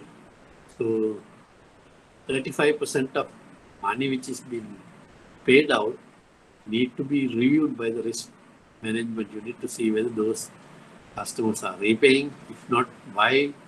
Whether those industries are risky, then they can prepare certain planning documents and send it to risk management um, for the business unit to adhere. So monitoring purpose, they will do this. Then every year or half yearly, business credit management side, review the facility. What they do is renew the facility by reviewing whether their repayments are regular, they need additional facilities, they will do the enhancement, they need to cut down facilities, they will do a curtailing of facilities. That sort of thing will be done by credit management. If things are bad on the risk management, they will control. They will, in fact, request the business unit, okay, we have reached the very upper limit of this customer, no more credit to this client. So on, that kind of controls they can apply. And finally, what you do all this, you need to put in a management information if you are in the business unit. But if you are in the credit risk management unit, you need to make a report. That report will reach board of directors to identify the credit risk of the overall bank. So this is the similarity what we see in credit management, the business unit, and the credit risk management, the back office unit. So credit management process has, you need to understand, we don't do some of the things what the business unit does. They need to understand credit strategy. The banks, some banks, they identify themselves as SME bank. That means their credit strategy is to fund most of the SME business. They don't want, in their loans and advances to have more corporate clients. They would like second level of businesses to be funded by this bank. Some banks think it's a wasting of time, deployment of various resources, human as well as, opening branches to cater to SME sector. These customers will remain, these banks will remain as corporate banks. Especially the foreign banks, what we have, they don't like to have each branch unit in, in rural areas because their clientele is mainly corporate. So their target market is to fund the corporate credit. So credit risk management department need to understand the credit strategy of the bank. Can be a selection of corporate clients or selection of SME clients, or they want to improve retail business by enhancing their credit card facilities. That kind of credit strategy is available in every bank, and that need to be understood by the credit risk management. Sometimes the credit risk management propose the credit strategy of the bank, considering all the risk in the marketplace, and then the board of directors will approve this credit strategy. Formulation and implementation of credit risk policy, credit procedure, and credit lending guidelines. If you are in credit department, there's a procedure to follow. These are documented in a credit procedure manual. Some banks have credit policy manual because those policies have been approved by the board of directors. Most of the banks nowadays also have a document called lending guidelines because business unit need guidelines from the risk management unit for to carry out their day-to-day activities without taking much risk. So lending guidelines are issued to business units by the credit risk management unit based on different industries and different products. So these three documents are generally formulated and prepared by the credit risk department. They also will establish a credit management structure. I told you approval process. If any small facility can be approved in a branch, if it is not, I told you it should get escalated to regional office, then to head of credit in head office, to CEO, even sometimes to the board of directors. So you need to have a structure of approving structure. And this approving structure, there are people who actually assigned to approve facilities. These people need to have good ability in credit, especially in credit management as well as credit risk management. So in banks, we have something called delegated authority given to those approved officers. And this delegated authority is generally determined, especially based on the ability of the person to analyze and determine credit to their clients. And so that delegated authority is recommended by the credit risk management unit. Most of the banks also now have gone into computerized evaluation methods. Most of the banks have adapted the internal credit rating system. You input data of a client into this particular system and they will throw out a score, or like the Fitch, what they give, AAA, AA, single A, triple B, double BB, the rating will be thrown out for that particular client, and based on that rating, you can decide the facility. So this particular model has so many parameters, and these parameters has to be validated or to examine by the credit risk department and need to be validated time to time to arrive at the best results. Then we have credit exposures and we have credit limits for different industries, for single customers, related party customers, connected party customers.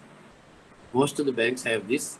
I will explain to you because these limits have been recommended by the credit risk department to the board to be followed by the business unit. We will come to know one of each item this in our next slide. So I will leave you now from there. Managing credit concentration and specialized portfolio. So main target of the credit risk management process is to manage concentration risk. That means you should not allow your business unit to consider facilities only for one sector. They need to consider diversified industries for their credit facilities. Credit risk management process also goes a little further. They will also think of what collateral should be taken, what pricing should be applied, when the account goes bad, what type of provisioning should be done, also part of credit risk management.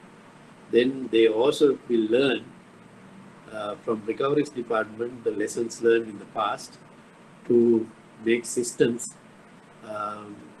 and policies to maintain good credit quality. They will also a document called risk appetite document. That means where we should put our money. That is, where is our hunger?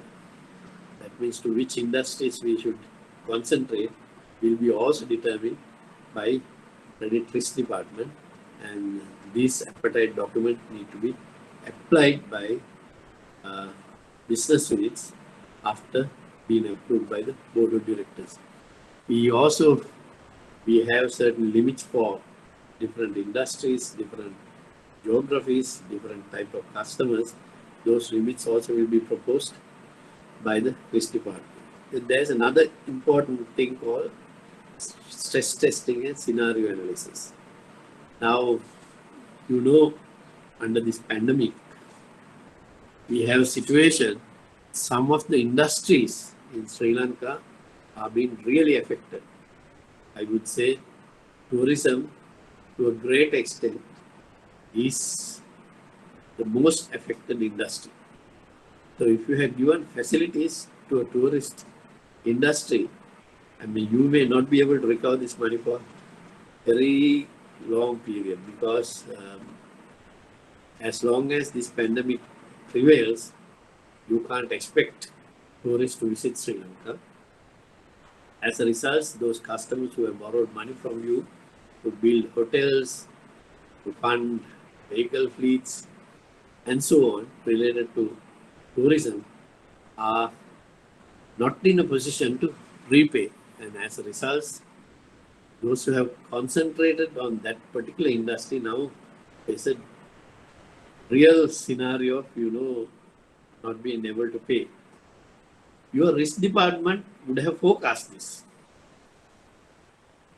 That's we call it stress testing. Now say, if they have thought moment when they identify the first patient in China, that the spiral effect of this particular virus will go to all the countries, and once it affects our own motherland, most industries are going to affect, mostly is going to be tourism.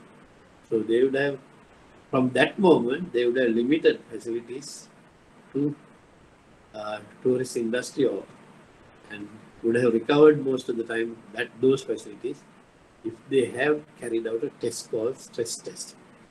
For stress test is done by banks in order to see, looked at the current scenario and see what is going to be the future. Based on that, they will determine how much, if we are going to face that situation, how much money we are going to lose. When we lose money, that is profits, then we will have other areas of problems like liquidity and capital management. So now we go one by one on the risk management side. I told you my first slide on this was to identify the risk, but we have reached now 10:30. We are in 33rd slide. We have another about 17 slides to go. We will give a break. I will give a break and we will start, say, 10 to 11. In the meantime, you remember I asked a small question. The question is the difference between security and collateral. Very simple question. With your current knowledge, you can mention. If it is the same, you can mention it is same. If you think there is a difference, you can mention the difference. So when I come back, I'm going to look into your chats and see whether I get some positive answers to this.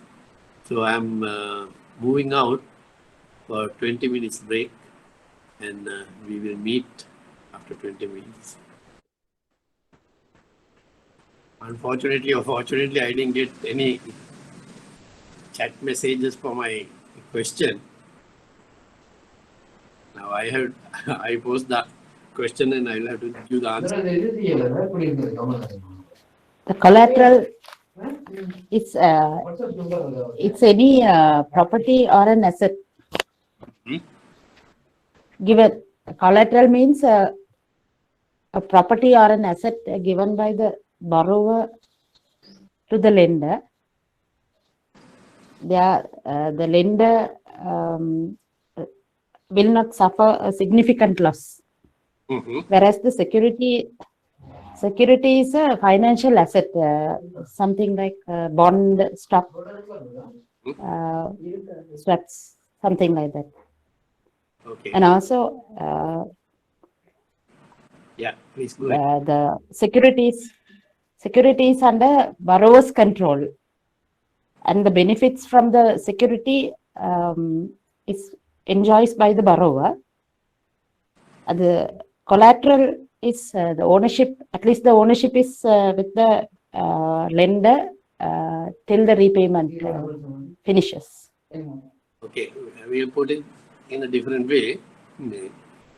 Now, say if you do a lease,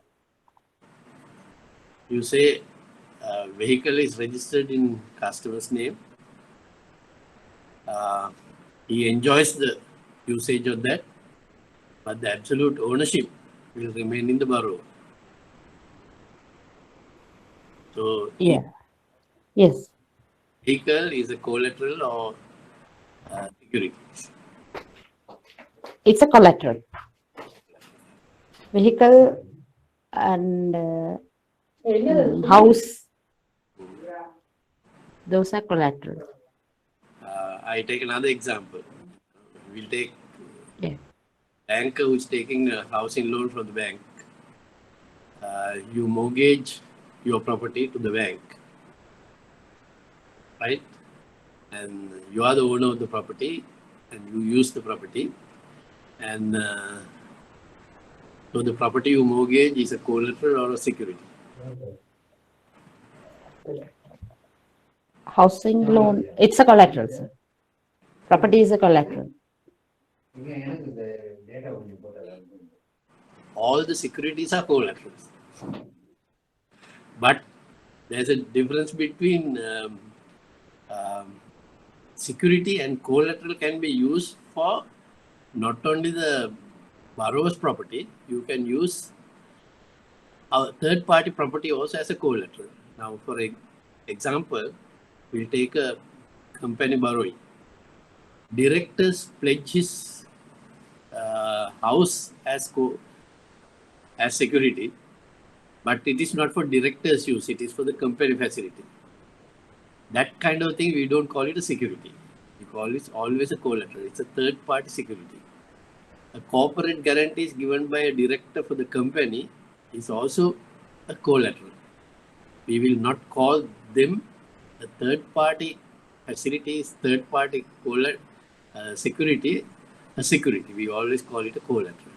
But rest of the items what you have mentioned, you can, if it is a person whose own property is being mortgaged for his own facility, we always would like to call it a security.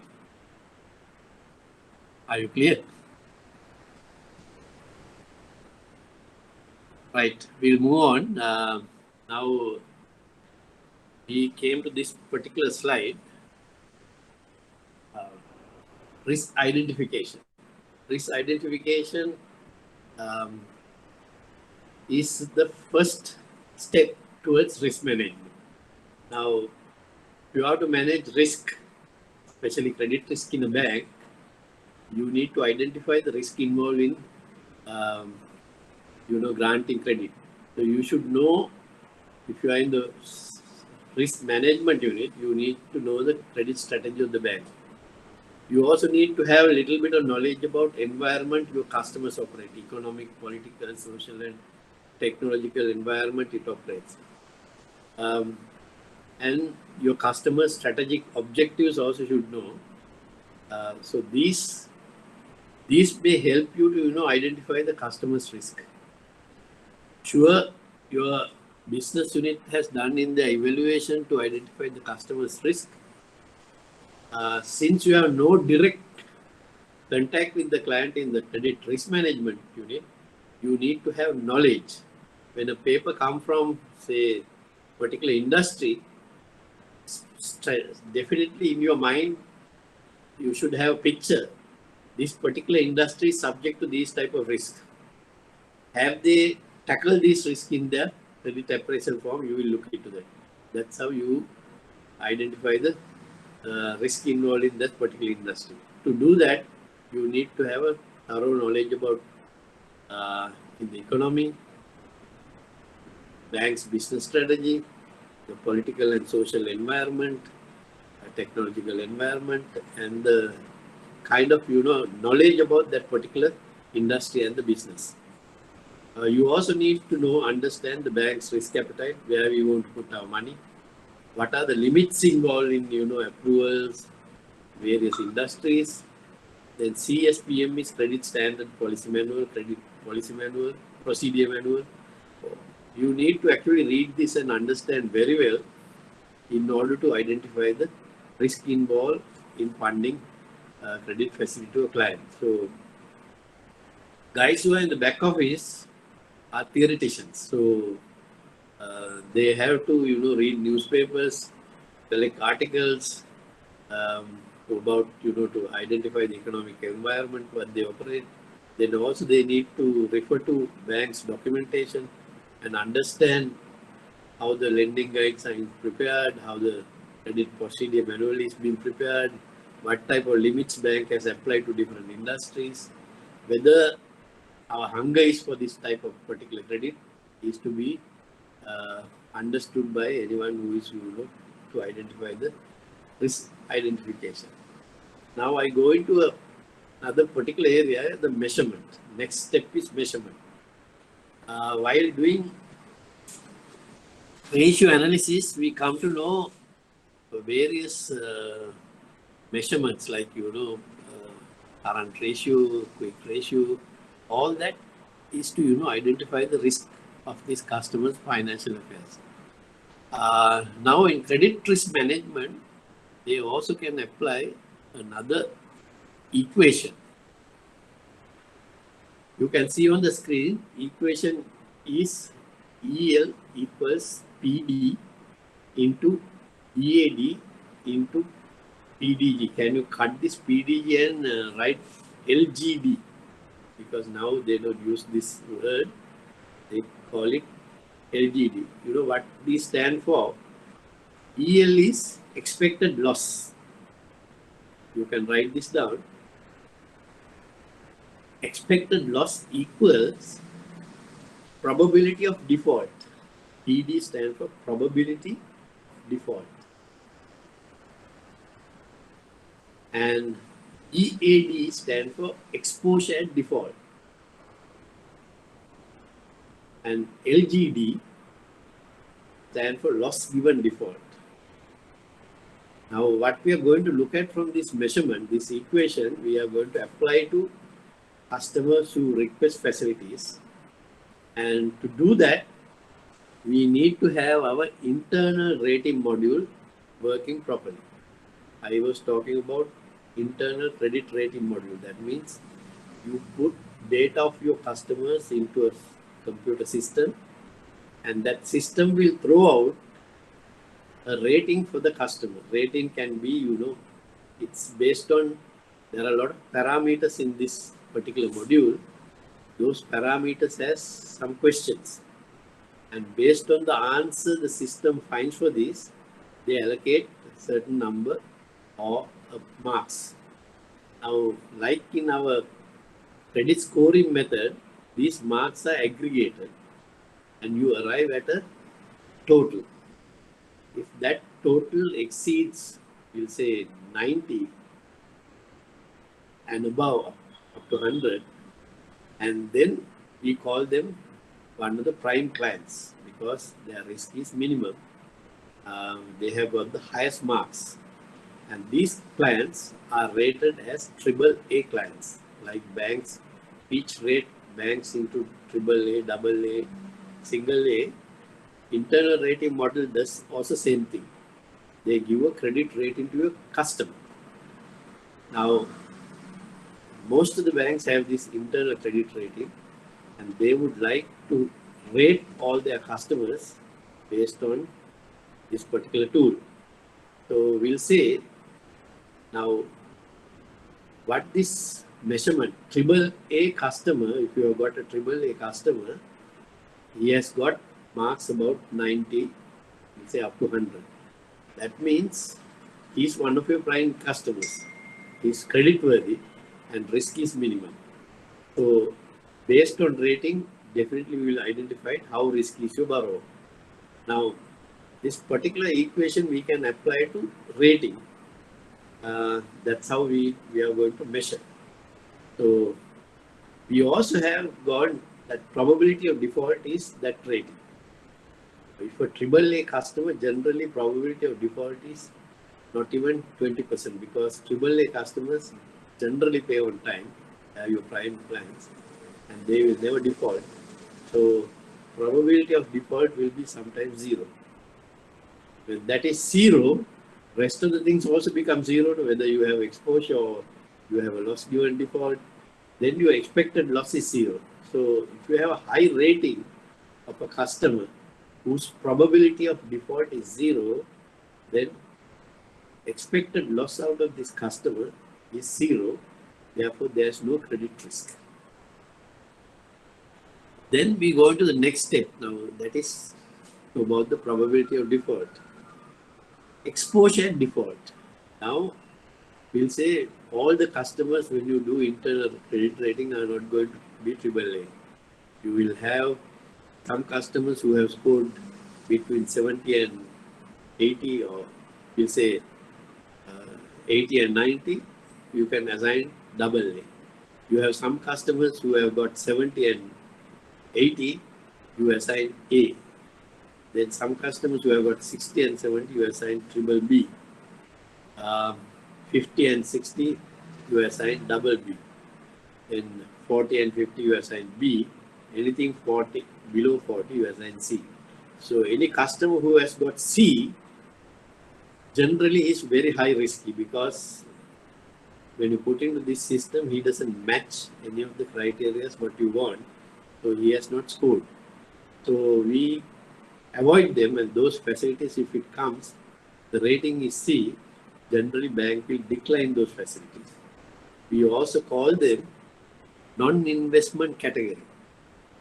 So, but then you have another set of customers who ranging from B, double B, triple B, single A, double A on top of you. They have different risk. Now say triple A customer, probability default is zero. You don't have to worry about. You can approve facilities and you can just forget about, they will pay. What about any customer who has double A, single A, triple B, double B and B? When you come to C, you decline. So again, you don't have to worry thereafter.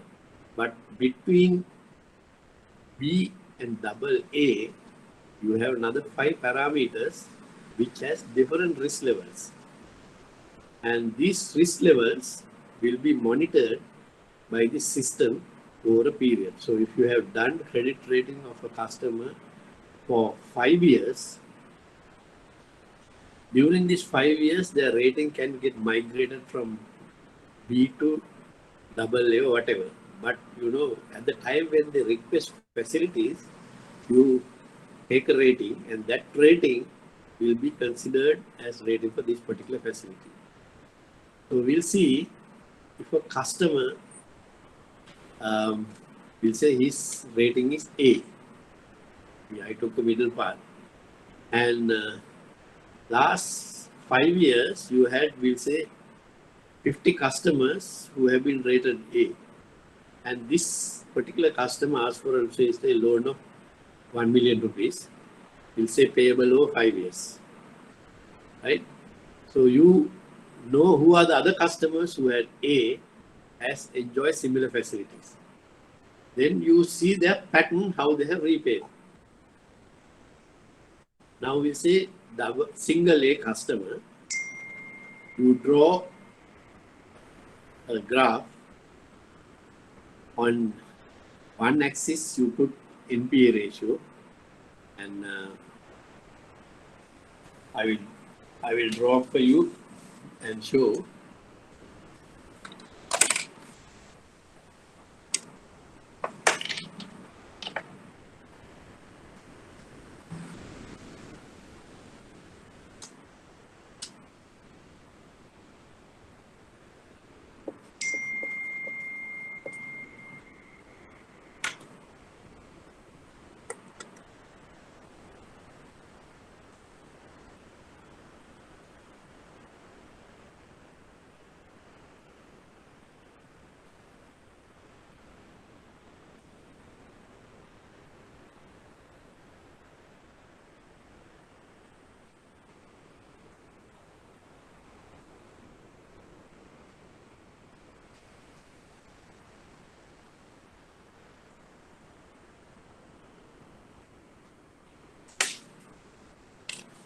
So it is like this, the graph.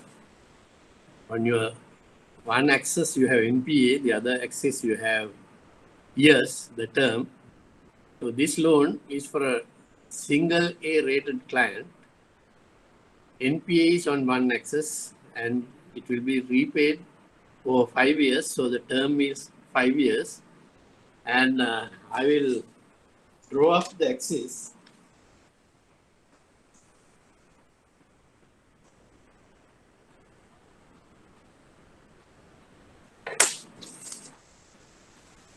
After 4 years, you can see all single A clients have a default NPA ratio of 1%. You draw up a graph like this, it will, your NPA ratio is 1 when after 4 years over a term period, this is an assumption, and also this system will show like this. At different intervals, what will be the NPA ratio? So I took 1% at the time of 4 years. So we'll see. Can you see it properly? The credit. So can you move a little backward?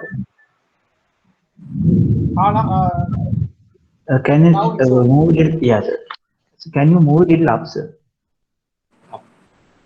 Right. So what is on the diagram is single A clients, the history of single A clients taken over last 5 years, and if they have enjoyed a facility of 1 million rupees or similar amount over 5 years, the chances of they are getting into NPA is 1%. That is after 4 years, right? That means 4 years their payments have been regular. Thereafter, either they have gone into business difficulty or whatever reason, they have defaulted the bank, and that default ratio is 1%. So the probability of default after 4 years of this 1 million client is 1%. Now our next item in the risk measurement, in the equation, we call it EAD. EAD stands for exposure default. So now we have 1 million facility. He has defaulted the bank after 4 years. That means 4 years he has paid money. So 1 million, that means he has paid 800,000. If you divide 1 million by 5, 4 years means 80 he has paid. Other 20 is outstanding. So the exposure default here is 20%, which is 200,000. So we have found in our equation on a single A client, if you have a facility to be given to a single A client over 5 year loan, the probability of default as per the records in the bank is 1%. And after 4 years, if you default, exposure is going to be 200,000. And next one, I call it LGD, loss given default. Loss given default is computed based on your exposure default EAD minus the collateral what you have, right? So now exposure default is 200,000. At this point, if you have, we'll say you have a collateral of 200,000. So what will happen? You have exposure default 200,000, you have collateral of 200,000, that will become nil. Then what will happen? Your entire equation will become 0 because your LGD becomes 0.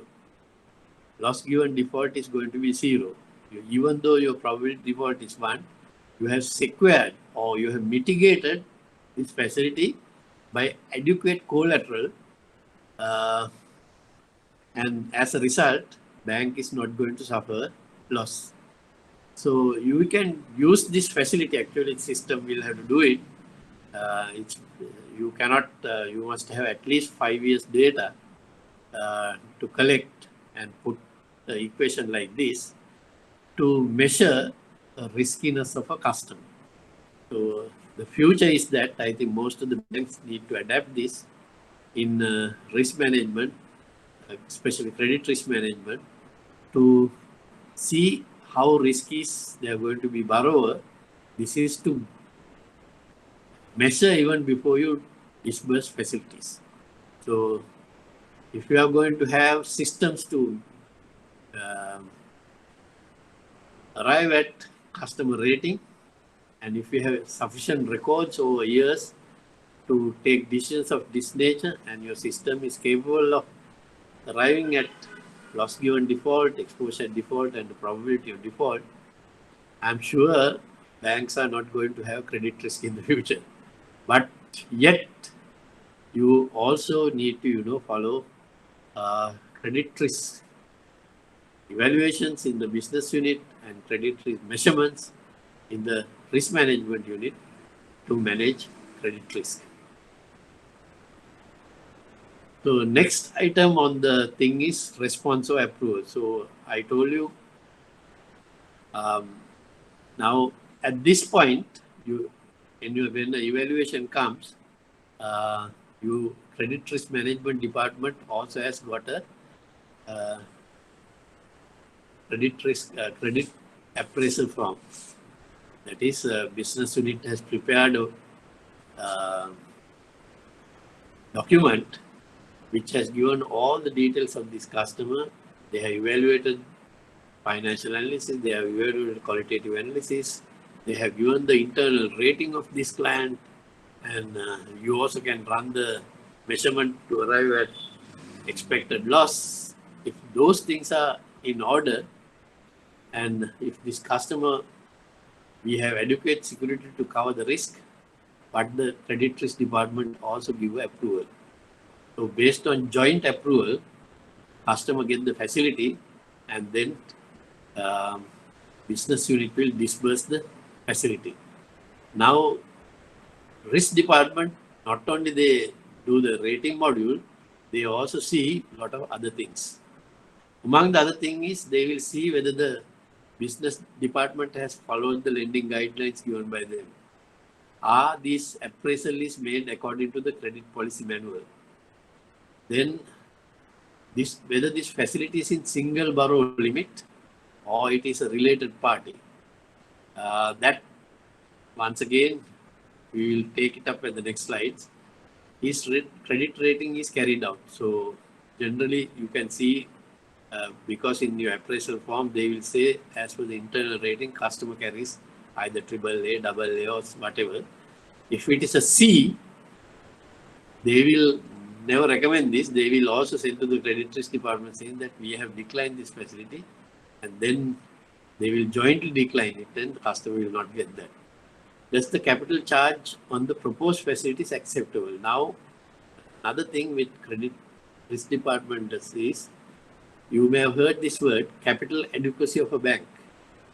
Now, every facility what you give to a customer, you need to set aside certain amount of money from your capital or the equity for that facility for the risk what you take. So we call it a capital charge. Now, capital charge is computed by your finance department based on the risk-weighted assets. Your loans are risk-weighted asset. So, loans what you give to high-risk customers, higher capital charge has to be allocated. If you are given all your customers are AAA, your risk-weighted assets will become only 20%. So then you don't have to charge much of your capital for the facilities given. And your capital adequacy is not required that much. But banks have to, under central bank guidelines, banks need to maintain capital adequacy of 14% in every bank. So you can't have high number of risk-weighted assets So higher the risk weights, your capital charge is going to be higher. And then if you are not unable to maintain equity to that level, then you are not maintaining capital adequacy of the bank. So risk department will look at each loan, see the amount of capital required to fund that facility. Then other thing is they will also have on the analysis of whether you have done your qualitative and quantitative analysis properly. They will see whether you have applied the pricing accordingly. Then you have seen the cash flows of the customer to arrive at repayment capacity. Then whether you have taken adequate covenants, collateral, all that also risk department will look before they respond to your request. So if these things are ordered, credit risk department also will approve it, the facility. So once the joint approval is reached, bank will disburse the facility. Now I talk about 2 or 3 terms which I told you that I will give explanation in the following slides. The one is I was talking about single borrower. Now in a banks, central bank gives certain directions. Those are called regulatory requirements or the compliances. You may have heard in every bank has a compliance department. But central bank requires compliance, bank will have to adhere to that. Otherwise, your license will be subject to cancellation one day. And one of the requirement what they say is maximum amount of accommodation, or we call it MAA, which is related to single borrower. Now, what the central bank wants is they don't want all your money to given to one party, because if that party fails, you will have huge NPA, and as a result, you will be subject to huge credit risk. Therefore, they have put a limit from your equity. You can give maximum 30% to a single borrower. You can give 33% to a group of borrowers. So if you have now, say, I want you to go back to my balance sheet, what we prepared at our last presentation, we prepared jointly a balance sheet. In that balance sheet, I put current assets plus fixed assets equals current liabilities equals plus long-term liabilities plus equity. Now, if a borrower of your customer, single borrower comes to the bank, we'll say one customer comes to the bank, and according to that, our balance sheet, we had 10 billion in our equity. We'll say you have 2 customers. You may need to write down this to understand this properly. You put in your paper A and B. Those are the 2 clients. Both customers want to borrow 4 billion from the bank. Right? You remember our equity is 10 billion. This I am talking about the same balance sheet what we used. So you have 2 customers. Customer A wants to borrow 4 billion. Customer B wants to borrow 4 billion. Right? Now customer A is a triple A customer. His rating you have taken, and he's a triple A customer. And this triple A customer comes to the bank and say, I will give you a collateral of 1 billion rupees, and only that I will give security. I want a 4 billion facility, and the interest rates you should charge me is 7.5%. So you write down 4 billion, collateral column, you write down 1 billion in cash, and he has a clean facility of 3 billion, and he is a triple A client, and he doesn't offer any other collateral. That is our customer A. Customer B comes to you and say, I want a 4 billion facility. I'll give you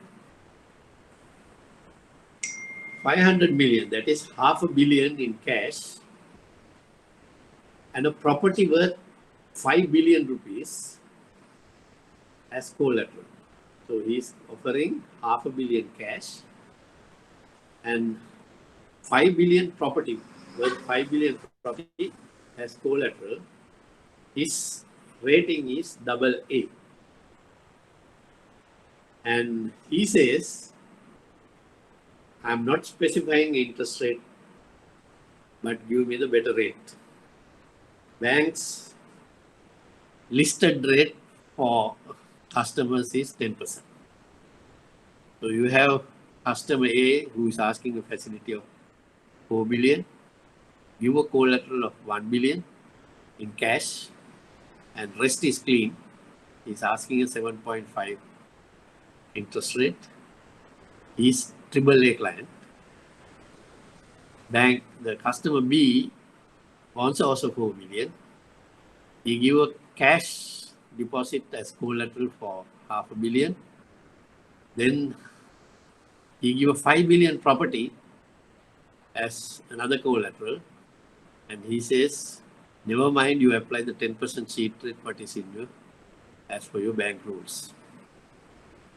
Now, can someone tell me, if you are the credit officer, which facility do you recommend? Customer A or customer B?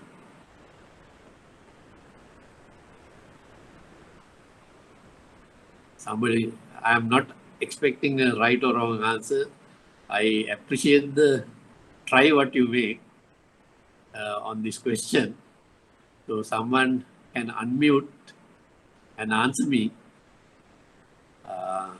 Even if it is wrong, I am not going to say bad. I appreciate the attempt made by, because that will help rest of the people to understand what is maximum amount of accommodation. Can someone try? Which one do you like to? Yes. Customer B. Customer B. Of course, banks would like, banks like to take adequate collateral. So you have half a billion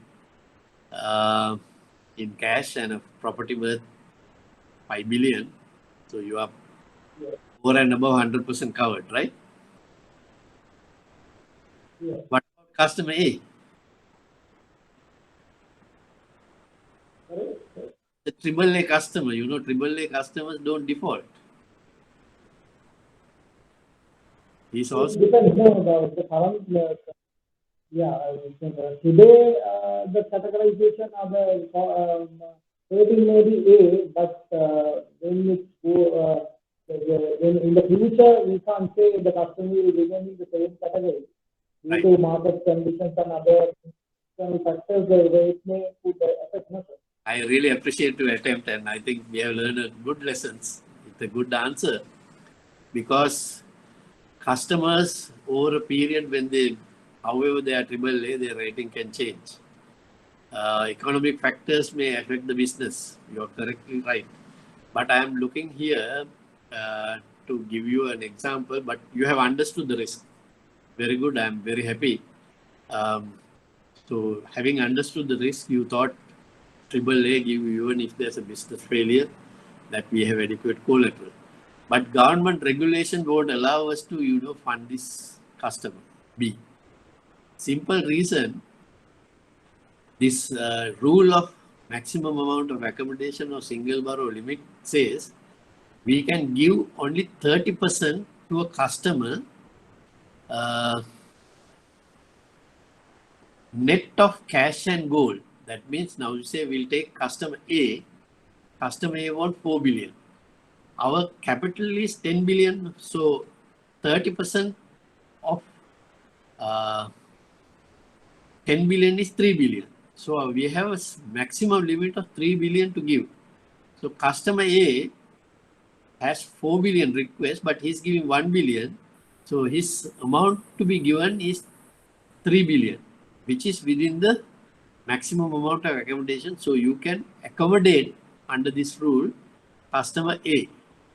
We look into the customer B. Now he was around 4 billion, but the limit we can give is leaving cash and gold and government securities, not the property, government securities. That means if you offer treasury bills and bonds, we can only deduct those. So from 4 billion, we can deduct the half a billion what he give as cash. So his exposure is going to be 3.5 billion. Though he offered a 5 billion property, the rule of maximum amount of accommodation or the single borrow limit will not allow us to lend additional 5.5 billion, which is over and above the 3 million what we have limit. So we are not adhering to the regulatory requirement if you are going to give facility to B. So B is out as per this rule. Now you think B is a good customer. Yes, AAA is giving adequate collateral. Now how do you overcome without losing this customer? My next question is, I accept your answer. Ideally, we should go for customer B because over a long period, we have no risk. In our equation also, even if you default at a stage, we have adequate collateral, so your expected loss is going to be zero. How do we overcome this? Banks do overcome this because all the banks have this rule, but like all the people, any rule can be broken. Any rule can have a, way of, overcoming a situation of this nature to a very preferential client. How do you do that?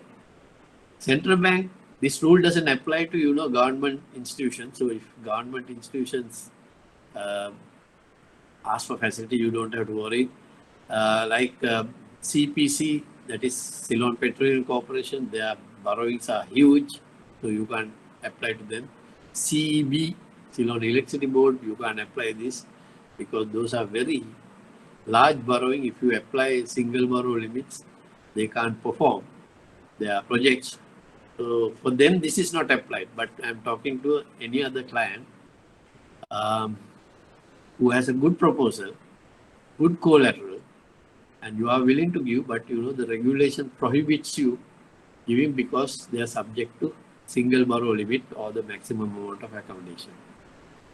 Since the no answer is coming, I'll give the answer. Banks have facility type called syndication loan. What we do is, we have a customer of this nature whom we have a problem with single borrow limit. We can call another bank, ask them to participate in this loan as a partner. So what you do is, you lend say about 2.5 billion and you give another 1 billion to another bank to fund it so that you overcome the single borrow limit. So certain loopholes are there even if they have regulation. I move on to the next regulation, we call it related party. Now, you maybe first want to know who is a related party. Now, this is very important for you to understand who is a related party. Now, the previous slide is maximum, we have already dealt with. Now, related party. All the banks have subsidiaries. Banks have leasing companies as subsidiaries. Banks have finance companies as subsidiaries. Some bank even have a subsidiary who manage real estate. Some of the banks have towers and huge buildings, but those buildings, what they do is they transfer it to another company, which is owned by the bank. We call it a development institute or whatever, and then pass on that assets to them as theirs, and then banks pay rent to them. So you avoid a lot of taxation issues. So these are called subsidiaries because or any subsidiary or associate company of a bank is a related party. All the directors and key management personnel, like your directors and your CEO and the corporate management are key management personnel. They are also related party. Close relation of any of the director or key management person also related party. Say director's spouse, the wife also become a related party.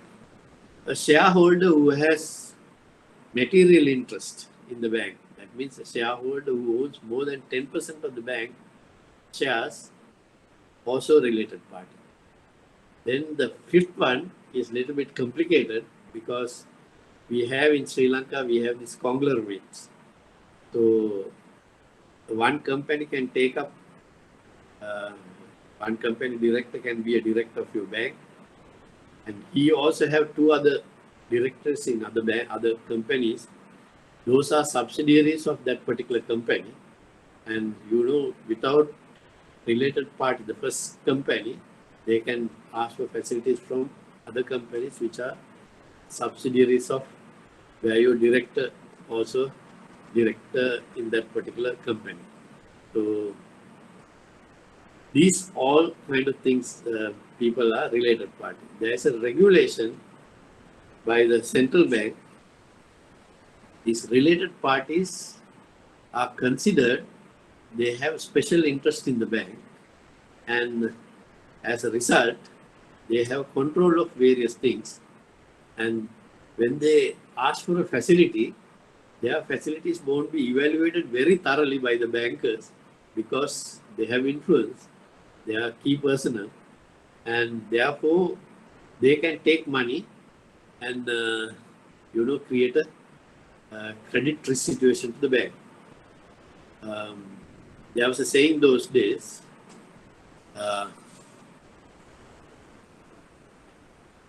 the easiest ways to rob a bank is to become a director of your bank because of this related party thing.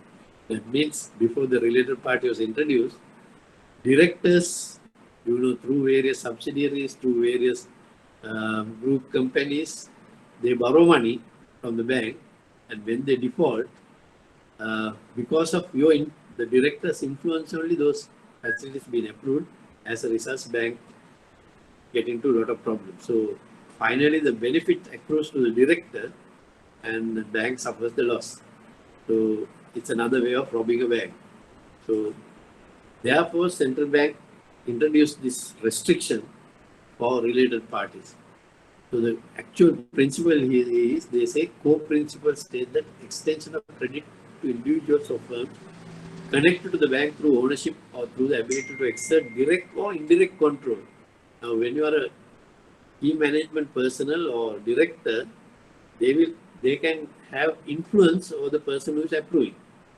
As a result, he will not go into a very thorough evaluation. As a result, you will run the risk of credit. So therefore, central bank says any related party transaction need to be approved by the board of directors. And 2/3 of the board of directors, other than the director concerned, should say yes to this facility. So you see, there is huge restriction for people who have influence to borrow money from the bank. They also say, if you are accepting securities or collateral, they can accept, and they have to keep a margin like this. If they accept a deposit, you can consider only 90% of cash deposit. If you accept a life insurance, you can only give 75% of the surrender value. If you accept a property, you can give only 60%. You see, some of the clients we give 75%. So there is a restriction because these people can even influence the valuer. So central bank is concerned. They are going to fund against the company shares, not this particular company, any quoted company shares. Stocks you can only give 50%. Stocks in trade 30%. Any stock under pledge 40%. Like that, they have given criteria which you can apply to related parties. So it's very important that bank adhere to these related party requirements.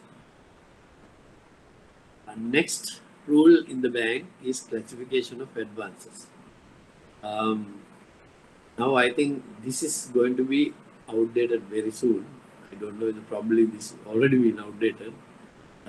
Banks, if an account is not performing, if a loan is not repaid over last 3 months, you cannot keep them in the performing section of the bank. You need to classify that account and downgrade them into non-performing category. Nowadays, after the IFRS, that means International Financial Standing Reporting came into being, this classification is not based on duration. Instead of that, they have considered future cash flows for classification. If they think there is no future cash flow is coming to account, you don't have to wait 3 months, 6 months, or 8 months, or 1 year to downgrade. You need to downgrade immediately so that those loans will become non-performing loans. However, for central bank classification level, non-performing loans, they have classified into another 4 areas called special mention, substandard, doubtful, loss based on duration. Any loan which is going into excess non-payment for 3 to 6 months is called special mention category. And any loan going from 6 months to 1 year is going to substandard category. Any loan going from 1 year to 18 months going into doubtful category. And anything over 18 months, you need to consider them as loss category.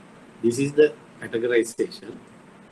And along with that come another rule called revenue recognition, that once you classify it, there are 2 things you need to mention to be worried about. One is interest earned from that particular loan need to be suspended. That means for loan getting into 3 to 6 months or 6 to 1 year, you can't take those interest into your profit and loss account and show a profit, because this loan is not performing loan, it's a non-performing loan.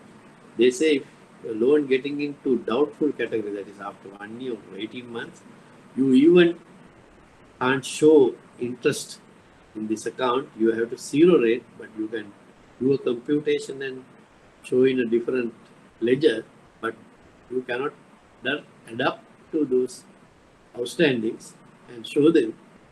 So those are become zero rated. Similarly, we have another allocation. If a loan goes into 6 months for non-performing, you need to do a small calculation and see, based on your securities, see what your loss given default, or in case if these people don't pay, leaving your securities out, how much exposure you have for this facility. We'll take, for example, you give a facility of say 100,000 to a customer. You accept a cash deposit of 50,000 as collateral, and this customer defaults. We'll see after 6 months of default, you look at your security situation. You have 50,000, but your outstanding is 100,000. What you do is you decide to set off this 100,000. As a result, your net exposure becomes 50. And at this point, you have a net exposure of 50,000. You need to charge your P&L another 20% provision, because you are going to lose 50,000. 20% of 50,000 is 10,000. So you debit your profit and loss about 10,000 and pass another entry to the credit of provision for bad and doubtful debts. It's an internal entry. If customer doesn't pay, that you lose the whole thing. But at that time, at the time you decide to write off this facility, you need to create enough provisions to cover the outstanding. So that rate will increase depending on the time. If you have into doubtful category, 50%. If you go into loss position, net exposure is say 50,000, you need to provide entire 50,000. So after 18 months, you need to consider writing off this facility. We also have this another method called reclassification or reschedulement of loans. You know, once again, like security and collateral, restructure and reschedule are two different things.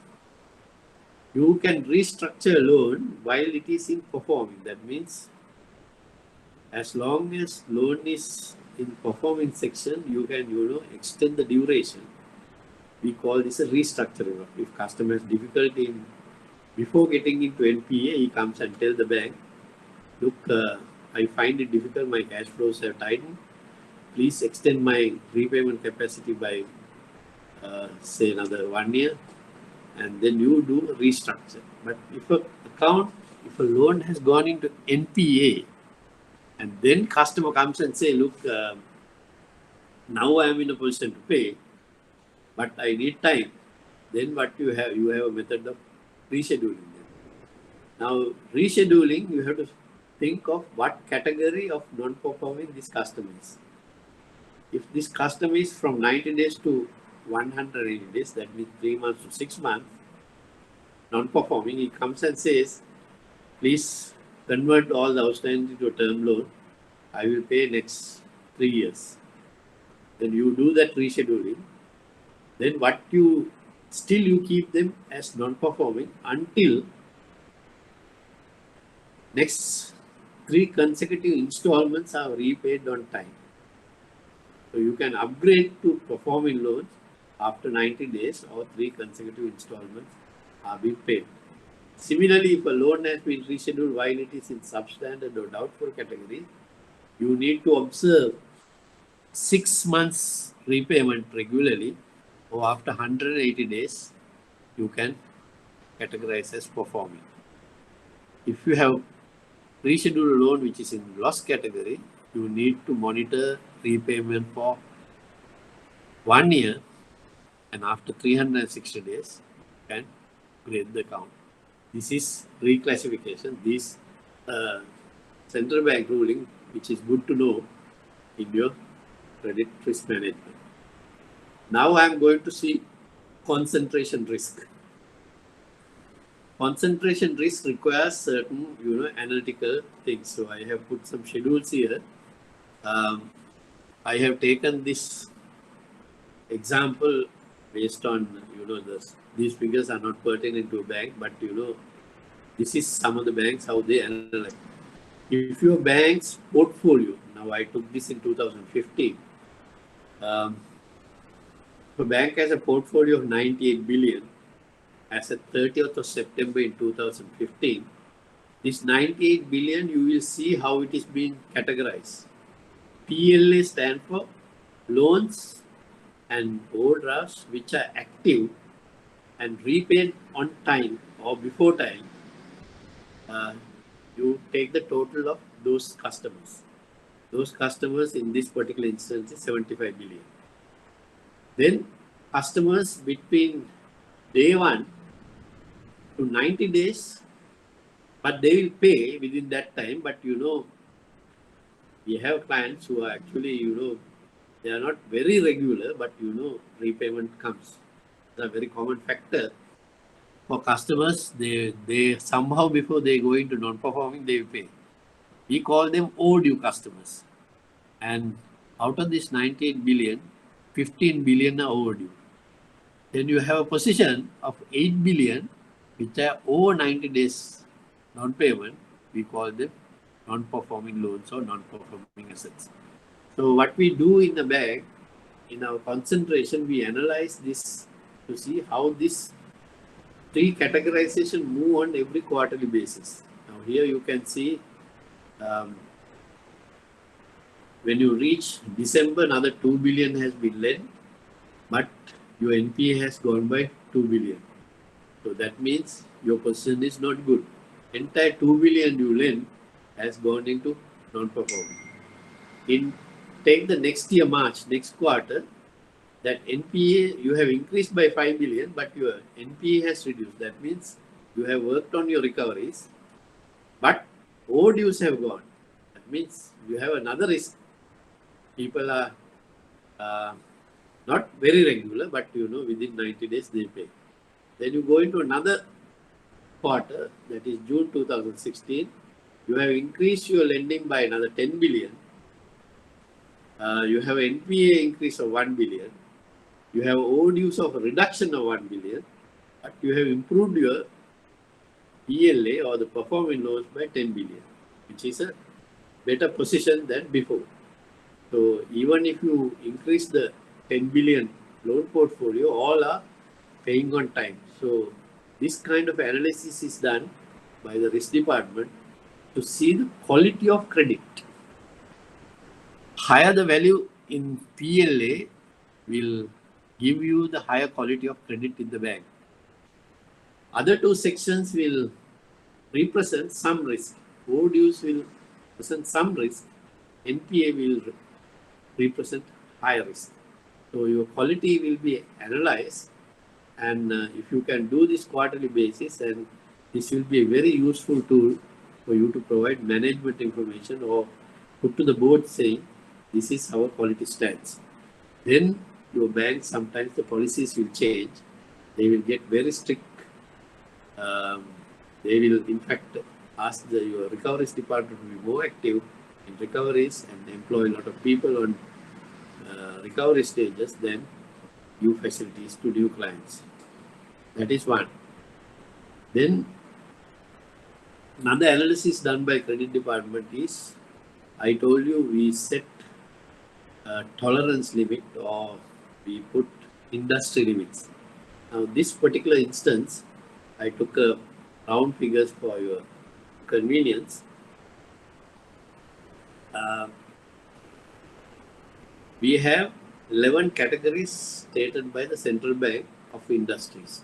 We have agriculture and fishing, manufacturing, tourism, transport, construction, traders, new economy, financial and business services. New economy, you don't worry, new economy stand for, these .com companies, software companies, computer companies, they are into technology. So that's going to be the new economy, I think. We already understood now, that's how we operate now. Then financial and business services, infrastructure, other services, and other services like doctors, engineers who perform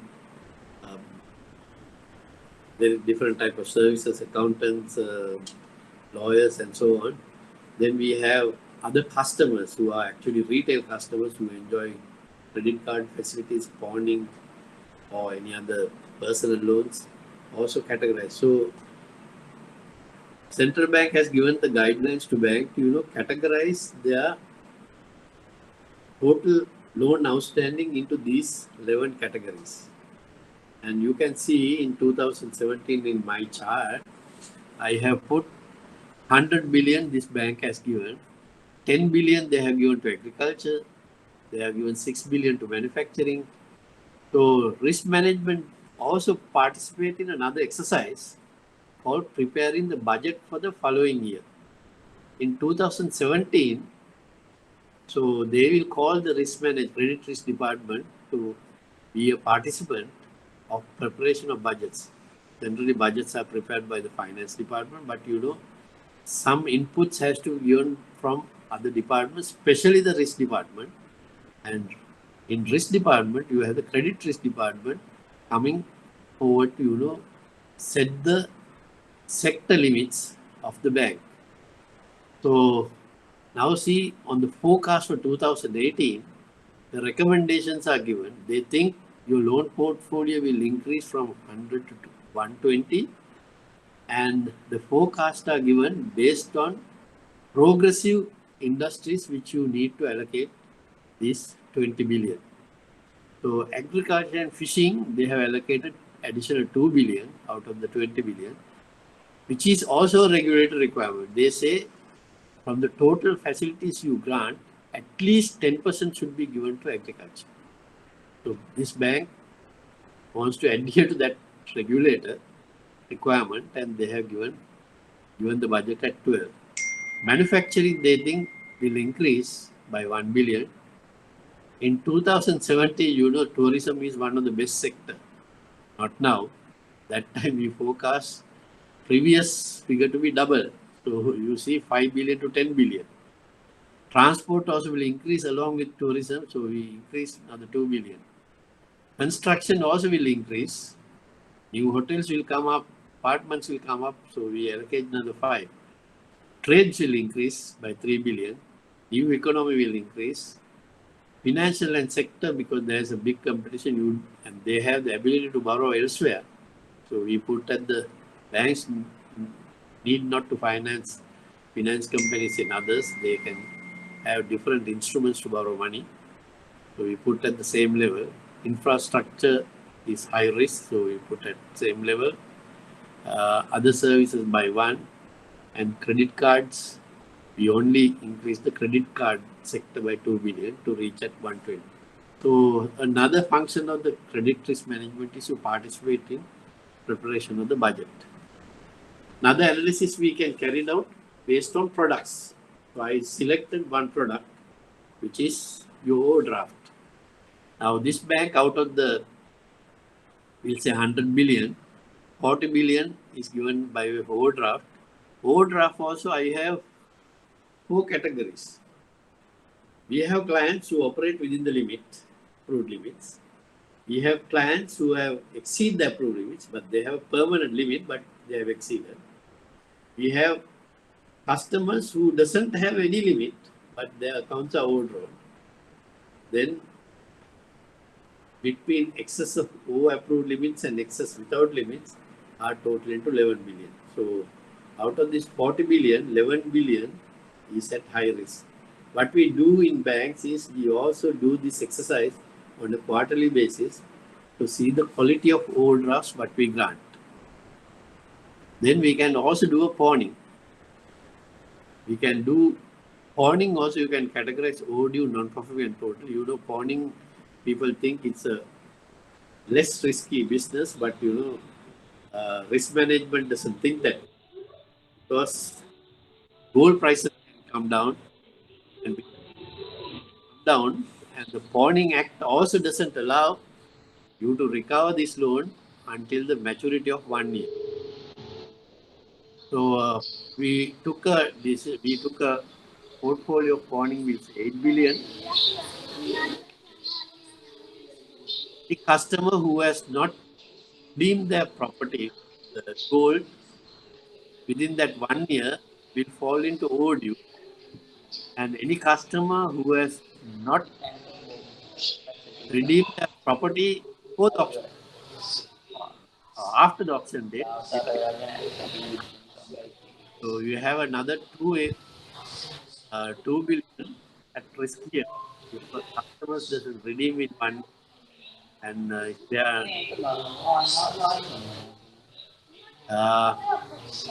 fail to get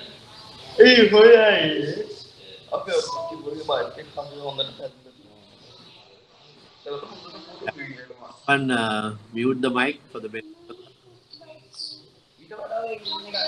So this is how you analyze the pawning portfolio. Similarly, you can analyze the leasing portfolio. You can think the amount of money what you are given for machinery, you can give to amount of vehicles, and see the non-performing those to arrive which category you should lend and which category is more risky. Now finally I come to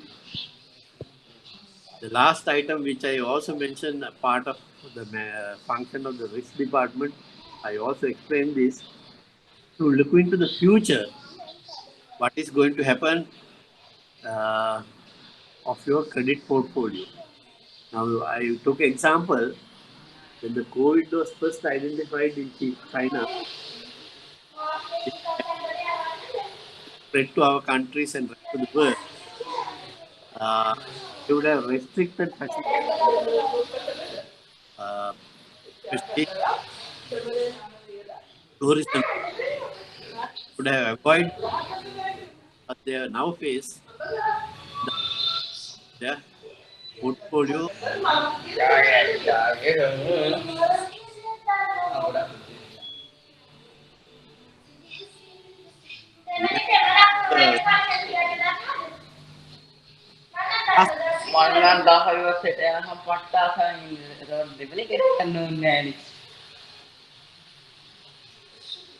Uh, this is a very important slide which I want to ask you. Any key risk, any credit risk is indicated by some of the key indicators. We call it indicators. And if you have report to your board of directors, you about the quality of credit.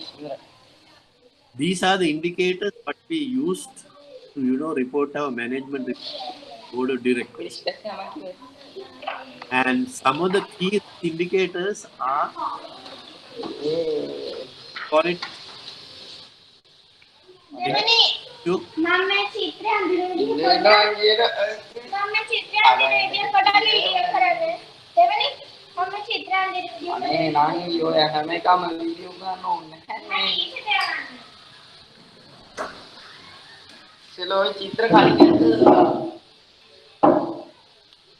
yeah. Can you mute your mic? So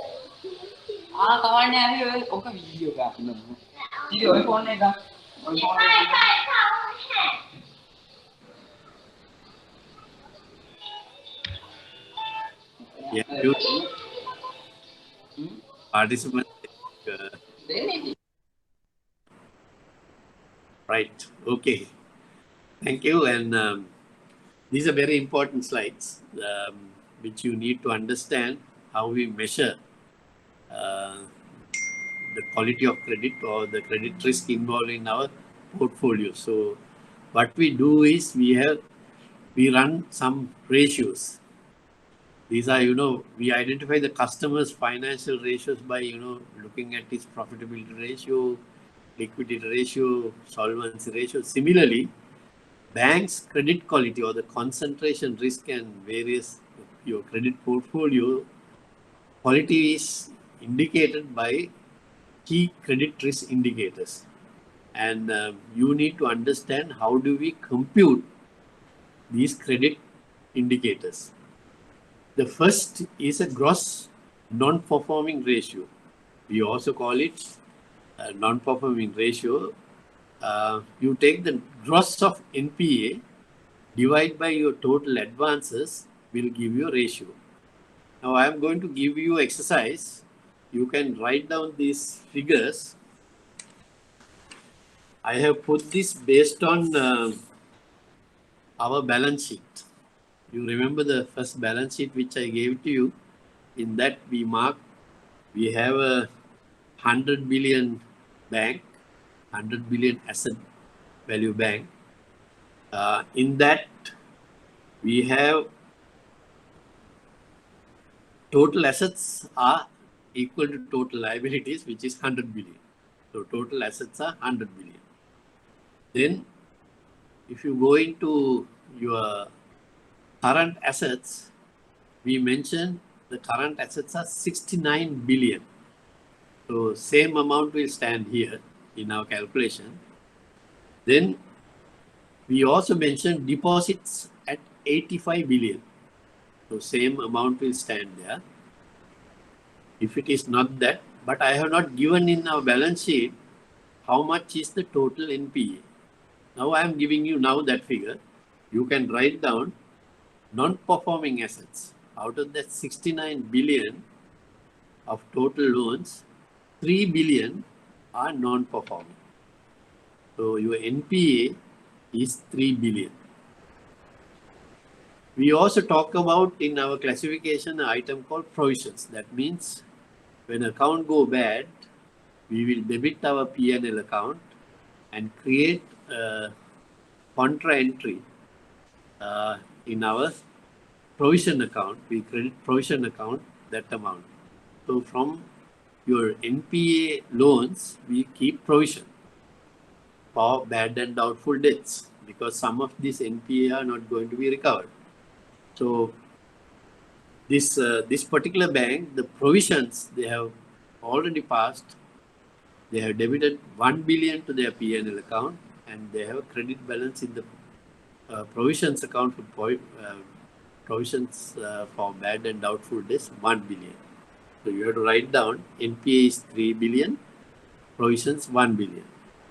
We also looked at another item called interest in suspense. You remember when we talk about our classification, any loan which has gone to NPA beyond 3 months and up to 6 months, we don't take that interest into revenue. Similarly, we don't take any customers who are gone from 3 to 6 months,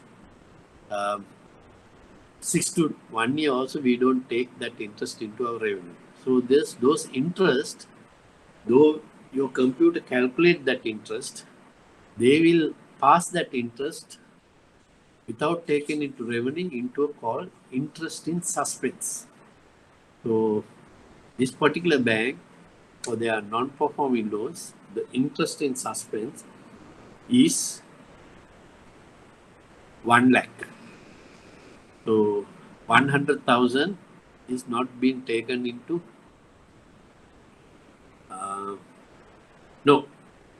interest in suspense is 1 billion, 1 million, 100 million. So it is 0.1 billion. So you have an interest in suspense of 0.1 billion. So remember, we have equity of 10 billion. We have a total assets of 100 billion. We have loans and advances 69 billion. Deposits 85 billion. NP of 3 billion. Provisions of 1 billion. And interest in suspense of 0.1 billion. So now we are going to apply those figures into these key risk indicators for your better understanding. Now our first key risk indicator is the NPA ratio. Now I have given the explanation. Gross NPA divided by total advances. Now you apply gross NPA is 3 billion divided by total advances 69 billion. Can anyone get the answer? If you have a calculator, 3 billion divided by 69. 3 divided by 69 into 100 will give you the answer.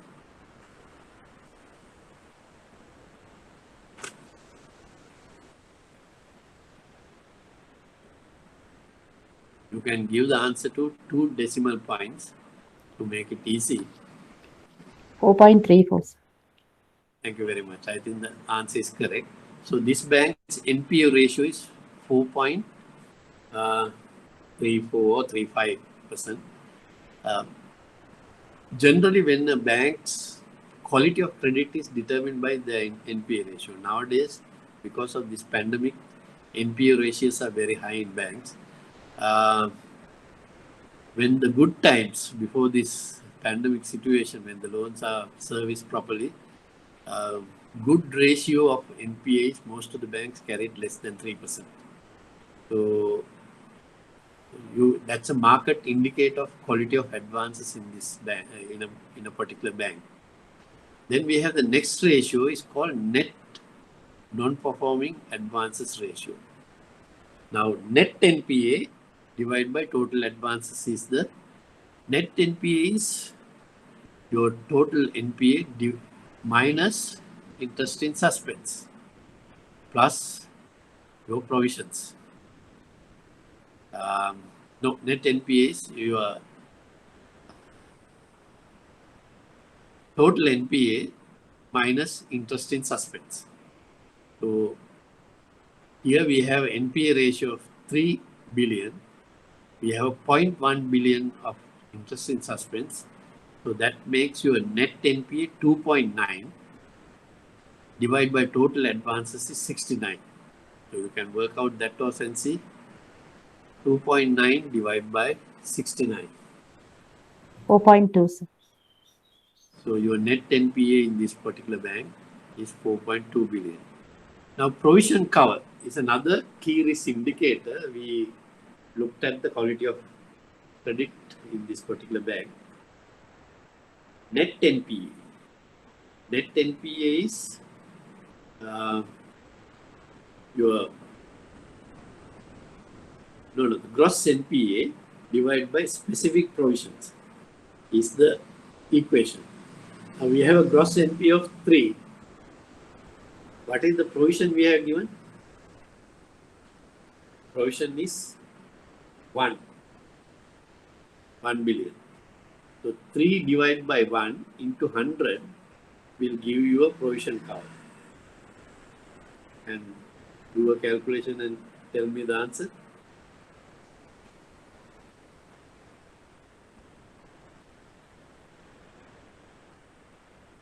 Gross NPA is 3 billion.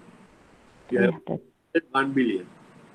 So 3 divided by 1 into 100 will give you the answer. 300.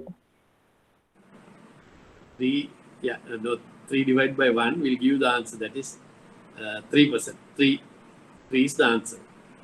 That means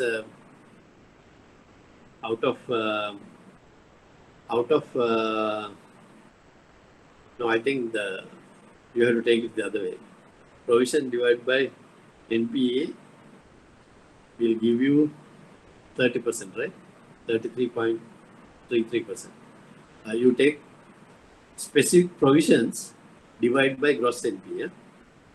There's a correction you need to make. Specific provisions is 1.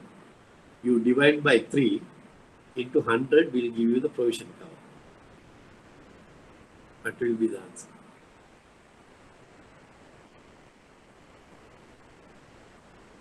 There's a typo error in here. 1 divided by 3 into 100. 33.3. So provision cover of this bank is 33%. Generally, good banks always have about 30% provision cover. That means they have provided provisions well above 30, at least to 30% of your NPA. So this particular bank's provision cover is above 30%, which is good enough. Then we have another equation called net open credit cover. Now we have a net NPA of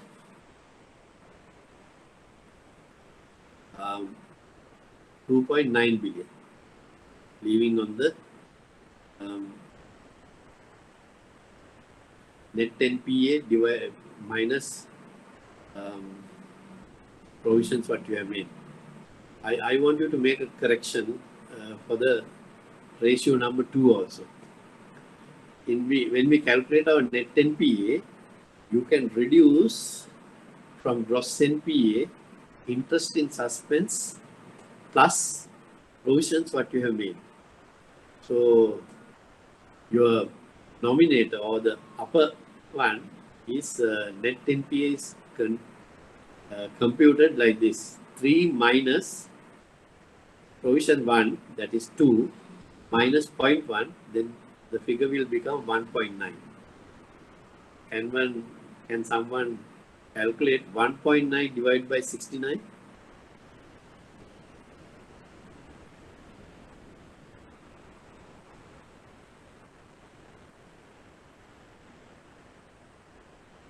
This is the second line on my key risk indicators. I took only the net NPA by only reducing interest in suspense. But you can reduce the provisions what you have also been made. So your net NPA will become 3 minus 1 plus 0.1. That is, you deduct 1.1 from 3, then the answer is 1.9. You divide it by total advances, which is 69.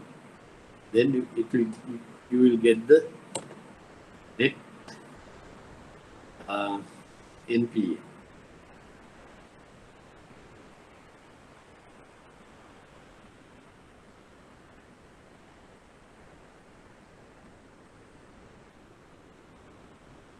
Is 2.75. 2.7. 2.75. Then when we come to the fourth line, I call you net NPA again. Net NPA in our equation is 1.9 because you leave alone interest in suspense and the provisions we have already made. So 3 minus 1 plus 0.1 is 1.1. Then your answer is top is 1.9. Equity of this company, this bank, is 10 billion. So you divide 1.9 by 10. Will be the answer. 19%. 19%. You have an open credit cover of 19%. That means if all the NPA goes into bad, your capital can cover from the 19% of your capital is sufficient to write off all the NPA accounts. That's why this particular open credit cover stands for. Then we also can see overdue advances. I have not given how much is overdue in this 69 billion advances. We'll say you have a 4 billion which is overdue, 3 billion NPA, 4 billion overdue.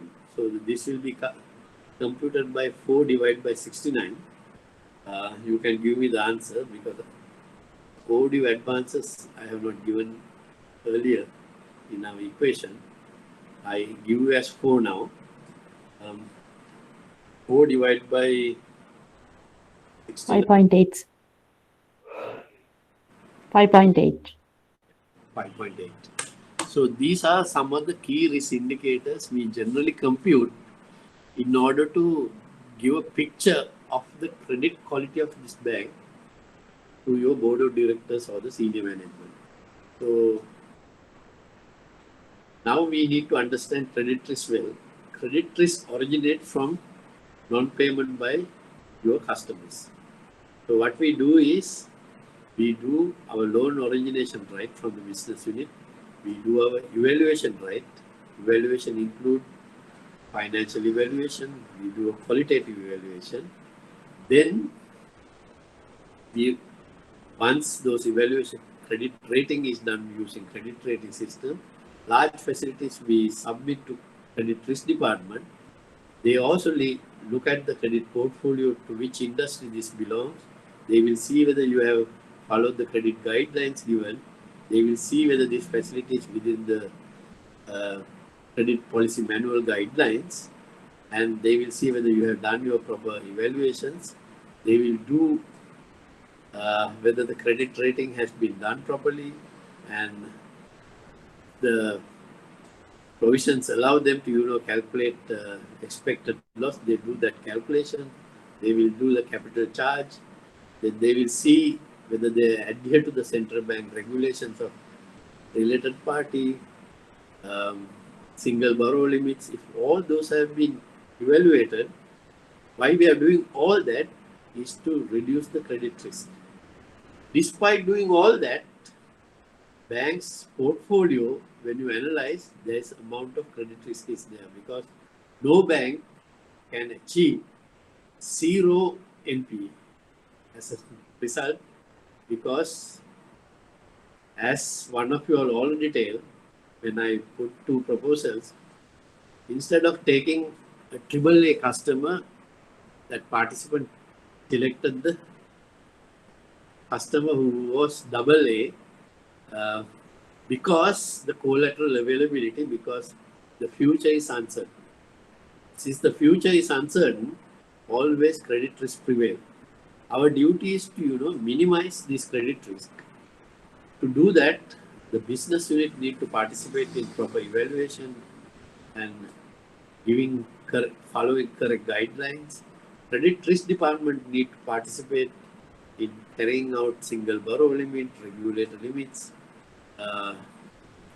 giving good policies, finding whether the portfolios are and the products are not risky, and preparing credit guidelines to the business unit. So once these two mix together, bank's credit will become quality. And you cannot find complete credit risk-free bank in this globe because banks also take risk in, because we also trying to earn money through lending. So, but proper quality controls, proper credit key risk indicator matches, and proper evaluation by business unit, we can reduce credit risk. So I hope I gave a proper understanding of two types of credit. One is counterparty risk, which is generally managed by the business unit by proper evaluation. Credit risk management support also there for you to jointly approve those facilities, and if the business unit fails to identify risk, to identify those and give you a better picture in deciding riskiness of those businesses. Then credit risk department also manage the concentration risk. They manage portfolio risks.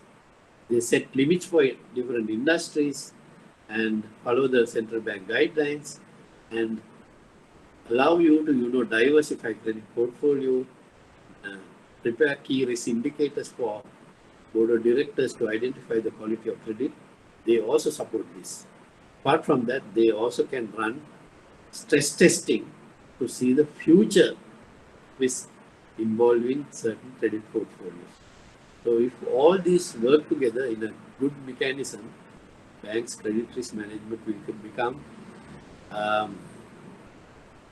very manageable level. They can grant credit and make money from credit operations. So with that, hope you understand the two types of credit, that is counterparty risk management and concentration risk management. Also very important for you question will be, I'll be touching those very important slides like credit process and the risk types and key risk indicators in preparation of my question paper. So you have a little bit of mathematics to do computation, and also you need to see how you perform the business unit, how do you perform in the credit risk management unit in keeping the credit quality of the bank. With that, I will conclude today's session. And if you have any questions, you can ask.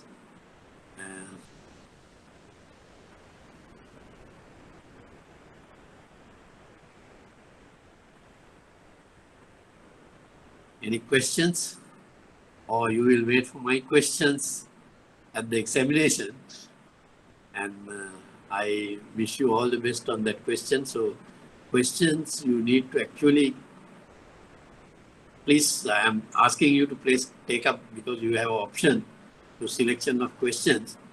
Credit risk is a very progressive way of studying the credit management, because everything what we do involve risk, and if you understand the risk, I think rest of the things are yes. How can we get the past paper, sir?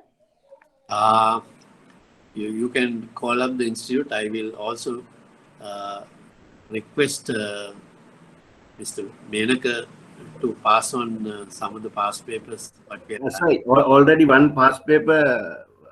I uploaded to the Google Classroom. already one past paper is already been uploaded, so I think you can go through it.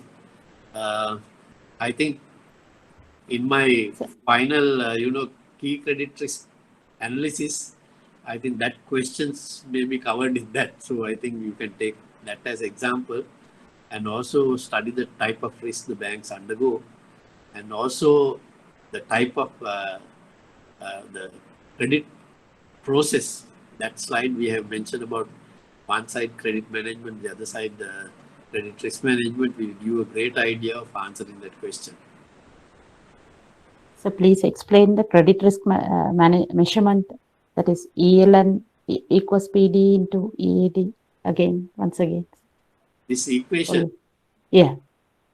and show you the equation.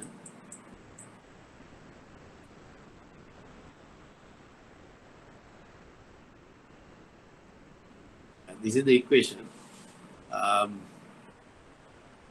don't know whether still the banks are following because they don't have 5 years credit data in their credit rating systems to, really compute expected loss out of a proposed credit facility, yeah? Because proposed credit facilities, now you have not granted the facility, but there is a credit appraisal form in your hand. You want to see whether this facility, if you grant, we are going to make a loss. That's why I put EL, expected loss. Expected loss equal probability of default into exposure at default, and PDG you can cut down and write LGD, loss given default. Now this equation you can apply only if you have a credit rating module in your bank, and it has to at least operate over 5 years to have data in store in this particular system. If you have 5 years data and all your customers have been rated, you can use this particular system to see this equation works.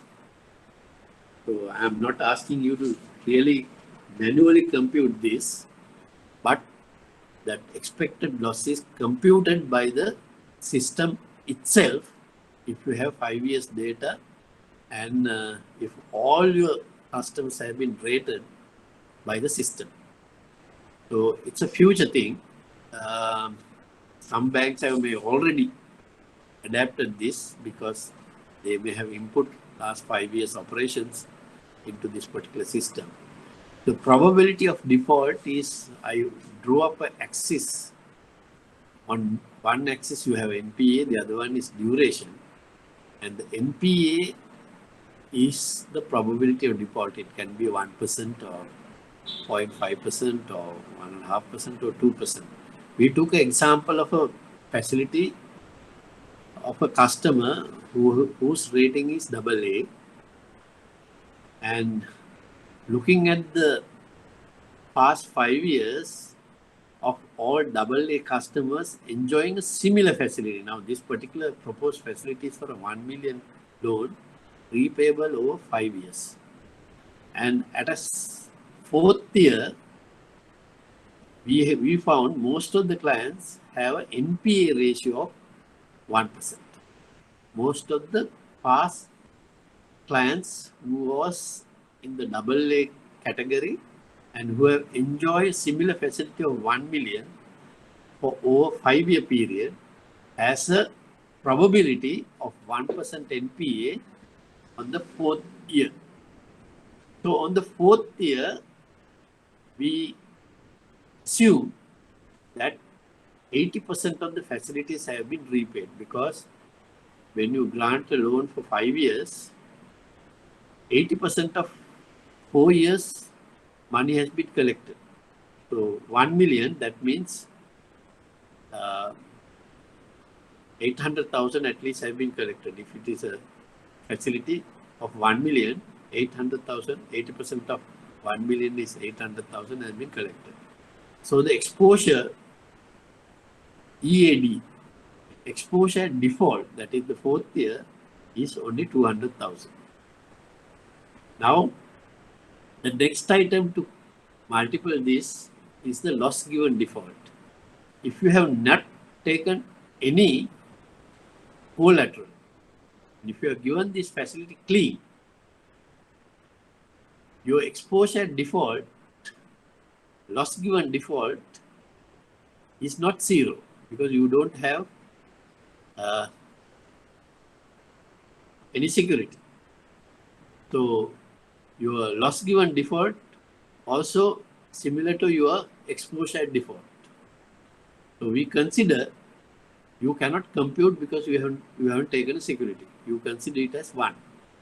So probability is 1%. Your exposure default is 200,000.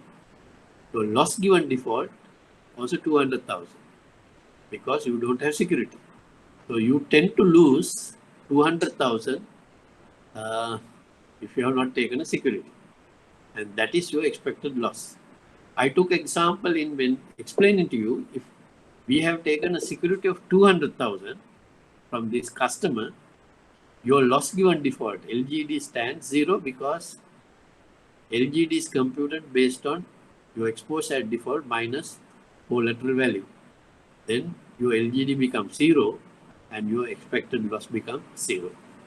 And these are computed by the system. Though I, for the sake of explaining to you, I put this equation for you to consider how the system works in this. And so internal credit rating module is very important.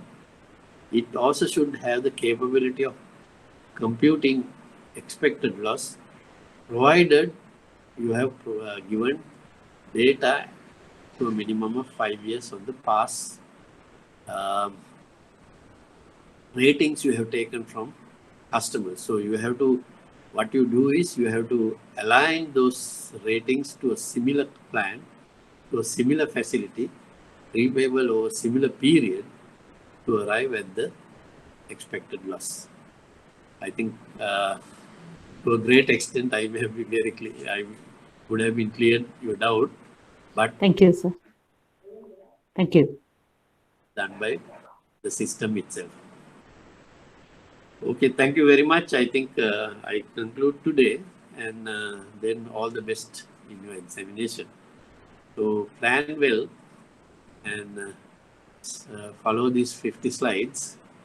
And some slides are important where I mentioned I devote a lot of time on those slides. And if you do that, you can overcome the question without any difficulty and pass the exam. All the best to you. Thank you, sir. Please share your mobile number, sir. Not triple. Hello. It's not 777. Yes, sir. 3 777. 777. So it's not 777, 3 77729. Thank you, sir. You can also contact me on my email. It is C Nanakara, C, all simple, C NANA YA double K ARA 6457 at gmail.com. Got it? Yes, sir. Thank you. Thank you very much and all the best.